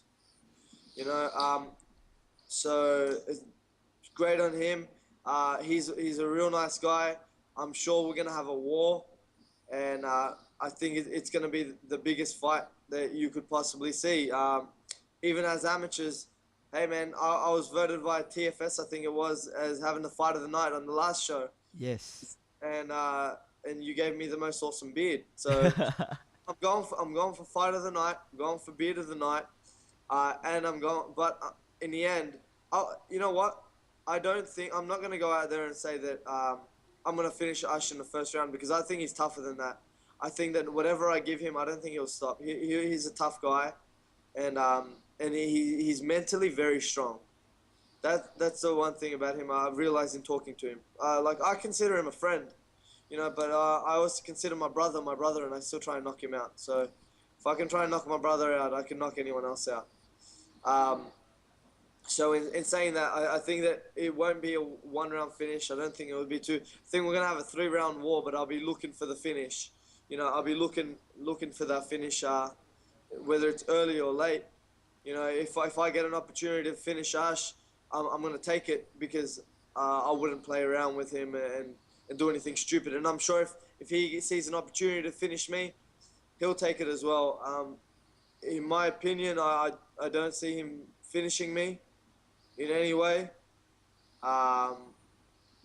And you know, I don't really want to look at videos so much of Ash. It might help me a bit, but I don't think it will help me that much. I don't really want to look at anything. I just want to go in there, have fun, fight. First round, touch hands. Let's duke it out. Let's see what game plan you come up with. Let's see how I can go past that. Second round, let's see who's got it. And third round again, let's see who's got the bigger heart. I know he's got a big heart, just like Mubrak had a big heart as well. You know, let's see who's got it. Third round, let's hug it out and let's go for it. Well, that's the most gentle Suman Mukhtar you can ever get on the show. And Honestly, I'm the biggest shit talker you could possibly have on this show, but really, I do have a lot of respect for Ash. He's a real nice guy. We still regularly chat. on Facebook. Uh-huh. And we're always talking about different girls and things like that. Even my girlfriend, when we were at the Easter barbecue, I was talking to Ash on Facebook, and we're just talking about stupid shit. And my girlfriend's like, "Who are you talking about?" I'm like, "Oh yeah, my Rebel FC opponent." Uh-huh. And she looked at me like, "What the hell is wrong with you?" And I'm just like, and I said it to her. I go, if I can choke you out to the point of putting you to sleep, if I can try and knock my brother out, if I can go hard against all these guys in my gym, it's not going to stop me from doing it when I get into a ring. I'll do it with a smile on my face, and I'll do it out of fun,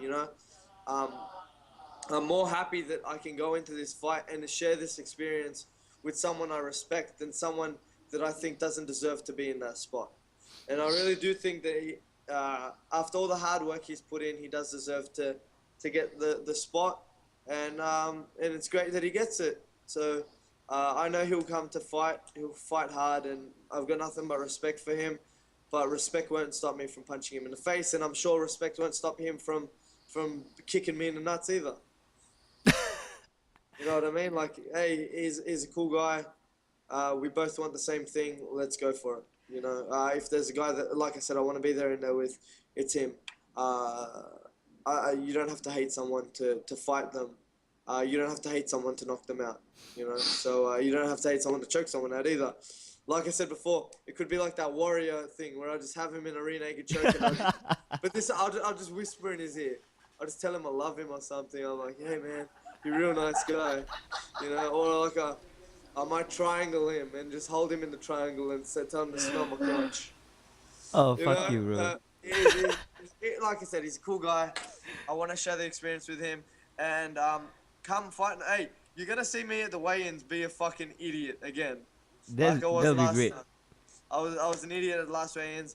I'll be an idiot at the weigh-ins again, and I'll do things still to get under Ash's skin, just to piss him off and see how he reacts. Because I know his coach will be in his ear and he'll be saying, "Hey man, stop being fucking friends with him. Fuck this guy, this Australian bearded fuck.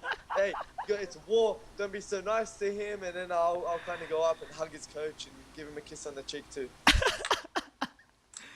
Hey, let's have some fun. I find fighting fun.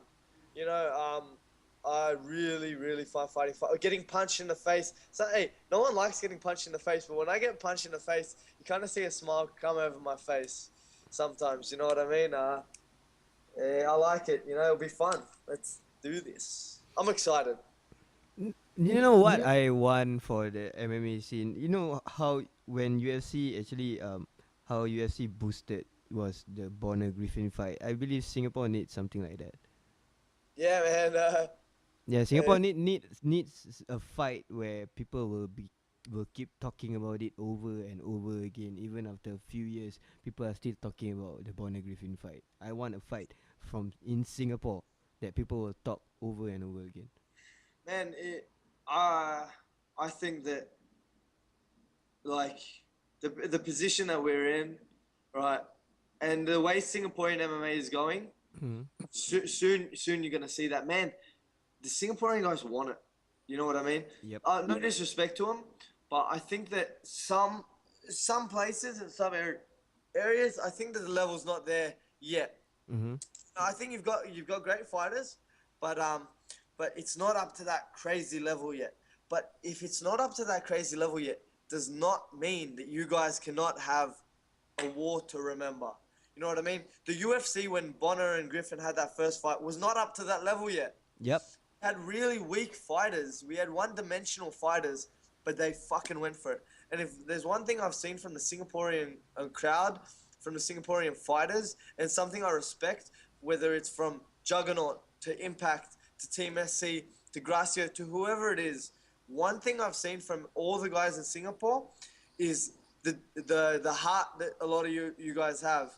You guys want it. You guys go for it. Even if you, and I say this with respect too, even if your level hasn't gotten there yet, man, you guys train your ass off and you guys go hard for it. One thing I know about Ash as well, he trains his ass off for it and he wants it. So that's one thing I see from you guys, and dedication is the biggest part of this sport. Aside from talent, it's about the dedication and the hours, the minutes, the blood, sweat, and tears that you guys put into the mats. And I believe that the Singaporeans, in that aspect, in the dedication aspect of it, from all these gyms, I'm following the Juggernaut guys, and I'm seeing the boxes that they're producing, man. They guys have some fucking hands. Yep. You know? Like, they got some real good fucking boxes, but the hours that they're putting in, the Impact guys, Impact have a big crew of guys, a great crew of guys from what I'm seeing, you know. And Team SC, one thing that I'm seeing out of them more than anything, they're not a big team. They're not a big name team. But one thing that I see from their little group of guys that they've got is they all train together, right? They're a little tight pack, right? And they train their cardio to as high as they can. I think they're probably, out of all the clubs that I've seen, they're probably the fittest. You know? Wow, bro. Man, If you know that information, you are into something, bro. Hey man, like I said, I'm following the teams, right? Wow, that's awesome. One thing I see about from Sean, and one thing it's good that he impacts into his guys. Now, I've obviously done my research and heard a few things, right? Because I'm as much of a fighter as I am. I'm not actually as dumb as everyone thinks. Now, from what I've seen of Sean, now some people may agree with his methods and some people may not agree with his methods. I see that he does a lot of cardio-based things. And one thing he employs to all his guys is about the dedication, hard work, and the sweat that they put into their hours. Now, cardio is, I think, probably the most important thing of these guys. Now, what he seems to kind of do with all his guys is they're fitness-based. They really base a lot of their thing. They got their techniques as well, but they're all about being the fittest, you know. I'm watching all these clubs do their drills. I'm watching Juggernaut guys, man. They got some boxes coming out of there. Impact have good MMA guys. So, Gracie, obviously, they've got their Salat style. But what I'm seeing from Team SC and what I know I'm going to get from Ash is going to be a fit fighter. You know, and a fit fighter can go a long way because when technique lacks, cardio takes over. Yes. So if my cardio dies down, that means my technique goes down. So if his cardio is up, that means his technique is just as good as mine. Do you know what I mean? I love your philosophy on MMA, bro. Hey man, I don't know if you agree with me or not. But, I agree with you. I totally agree with you. And I think it's a smart thing. So I think that's gonna kind of be their game plan, to kind of think that I'm gonna get tired and their technique is gonna take over. So let's see how that all goes. But hey man, I do more research. Like, as you're a journalist and you do this show, so you do a lot of research, man. I'm telling you, I do a lot of research as well. Even though I don't like to watch these fights as much, I'm not as dumb as everyone thinks, and I kind of study the game quite a bit. Most of the things I don't learn out of doing it in the practice room. I just watch it and do it. The first time I ever did a flying triangle, I watched it once on TV. I just saw it once on TV. Next sparring session, I did it. You know what I mean? I just went for it and did it. I learned a lot of things just by watching, and I've learned a lot of things by watching the Singaporean guys training. I watch their videos. I've watched the videos Arvind puts up of his Juggernaut guys, of their boxing techniques and things like that. And man, I love it. I love watching different styles around the world, especially Singapore, and do like what they do. You know, it's where I learn. It's where I grow as a fighter, and we grow as a gym at Australian Top Team. You know what I mean? I try and take a piece of everything that I learned from someone and employ it into my guys. And yeah, man, one thing I'm seeing from all the Singaporeans is you guys are hard, dedicated guys. You guys all have your specialist areas in your gyms. And man, good on you guys. I think that you got nothing but good things will come out of Singaporean MMA in coming years. You guys just had your first Singaporean fighter, Royston Wee. Yep. So I think that's going to be the first of many. If you guys can get the exposure, I saw Royston and I saw he'd only had 2 MMA fights. That just showed me the skill was there. He just hadn't had as many opportunities to fight. I think with shows like Rebel coming up, even One FC and other things, but mainly Rebel being there, giving a bit of a stage to the amateurs, and then a good stage for the pros in Singapore to kind of come on, is going to give them the opportunity to come on. So we're going to see more juggernaut guys in there. We're going to see more Team SC, more Impact guys in there. And we're going to see them kind of on the world stage. I don't think that it's too far off if we ever see a juggernaut guy in the UFC, you know? I think they've got some good guys, and I've got nothing but respect for the juggernaut guys, Impact guys, and Team SC. Those are the three teams that I really look at most in Singapore. And yeah, man, if you guys think that I'm just some arrogant dickhead that talks a lot on the show, you guys don't realize the respect I actually give your teams by watching these videos, you know, and looking at these photos and liking these photos and things like that. I don't like shit unless I really mean it. I don't watch things unless I think I can learn from it. So you guys are all doing something great. Singaporean MMA is doing something great, and Wadi and the fight team, the fight scene are doing something great too. So man, Singaporean MMA is coming up, and I'm really happy and privileged that I could be a part of it. All right, man, that's awesome. I just want to end the show when you talk about cardio for fans. Fighters with good cardio put on more entertaining fights. We actually fans dislike to see fighters guessing out by the second round and third round. Yeah, trust me, I know.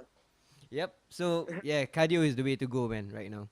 Yeah, man. Like, and that's something I'm focusing on for the next fight as well. Awesome. So you're gonna see a good 3 rounds for me. I'm prepared for 3 rounds. You know, it's sometimes hard for me to get my head around that because I like working my technique so much.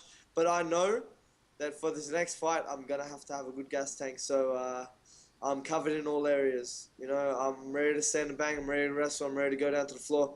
And come second, third round, you might see me gas a little, but you're not gonna see me like I was in the last performance. I'm gonna be prepared and hungry, and you're gonna see the best of me. Yeah, man. It's just good that we have a platform for you fighters to show your skills. It's exactly what you guys need. Exactly what the fans need. What it is exactly what it is to make MMA a better place in Singapore and the rest of the world. So with that being said, bro, One thing. All right. I know we've gone over heaps. One little thing. It's take me Alright. 30 seconds if he's listening to this. I give you 3 minutes. No. All I need is one. Okay. Right? In all these videos that I've been watching, right? Uh-huh. Right. I've been watching all these teams and everything like that. Uh-huh. Man, I really like to go around and train at these. Everyone knows that I own Australian top team. I just had a juggernaut guy come to my gym today. A guy Name. Fuck, what was his name? He's an Australian, but he was training at Juggernaut for a year. I think his name was Pat or something. Okay. And he came and did a wrestling session here. He's like, "Hey man, I'm from Juggernaut. I saw your fight with Mubarak." Hey, I was like, "Yeah, cool." You know, I was talking to him. One thing I really want when I go to Singapore, I just want to do it once just to see what it's like. Uh-huh. I want to do a pad session with Arvind.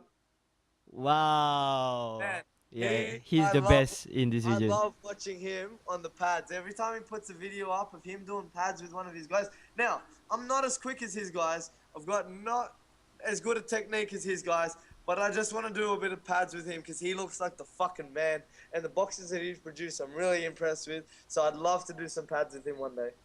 Yeah, he's the man in this region for pets. Like no one does pets better than him in this region. Yeah. So and even like I've heard it from Rob Lisita and Will Chope and guys like that. Man, he's the man on the pads. And I met Arvind before my fight with Mubarak. I shook his hand. He's a real nice guy, real respectful. I got a lot of respect for him and all his guys. So one day, if you're listening to this, I'd love to do some pads with you. Oh, I'll tag him in this video. No worries, bro. So thank you. All right, that's it for today. Next week, we're gonna come back, talk about UFC 172 and most importantly, Rebel FC Next Generation. I'll be putting out video highlights. I and Rebel actually agree to. I'll be part of Rebel for this Saturday event to do some highlights. So yeah, that's it. Yeah, that's it. That's it for today. Thanks, Suman, coming on the show and just to give an upside. When Suman go to Phuket to train, the show will still carry on because Yes. yeah, he will be updating us on his training schedule. So it will be awesome to know how does a fighter from Australia trains in Thailand for a fight in Singapore. It's an awesome story, bro. Thank you. All right, man. Thank you very much. See you again. See ya. All right.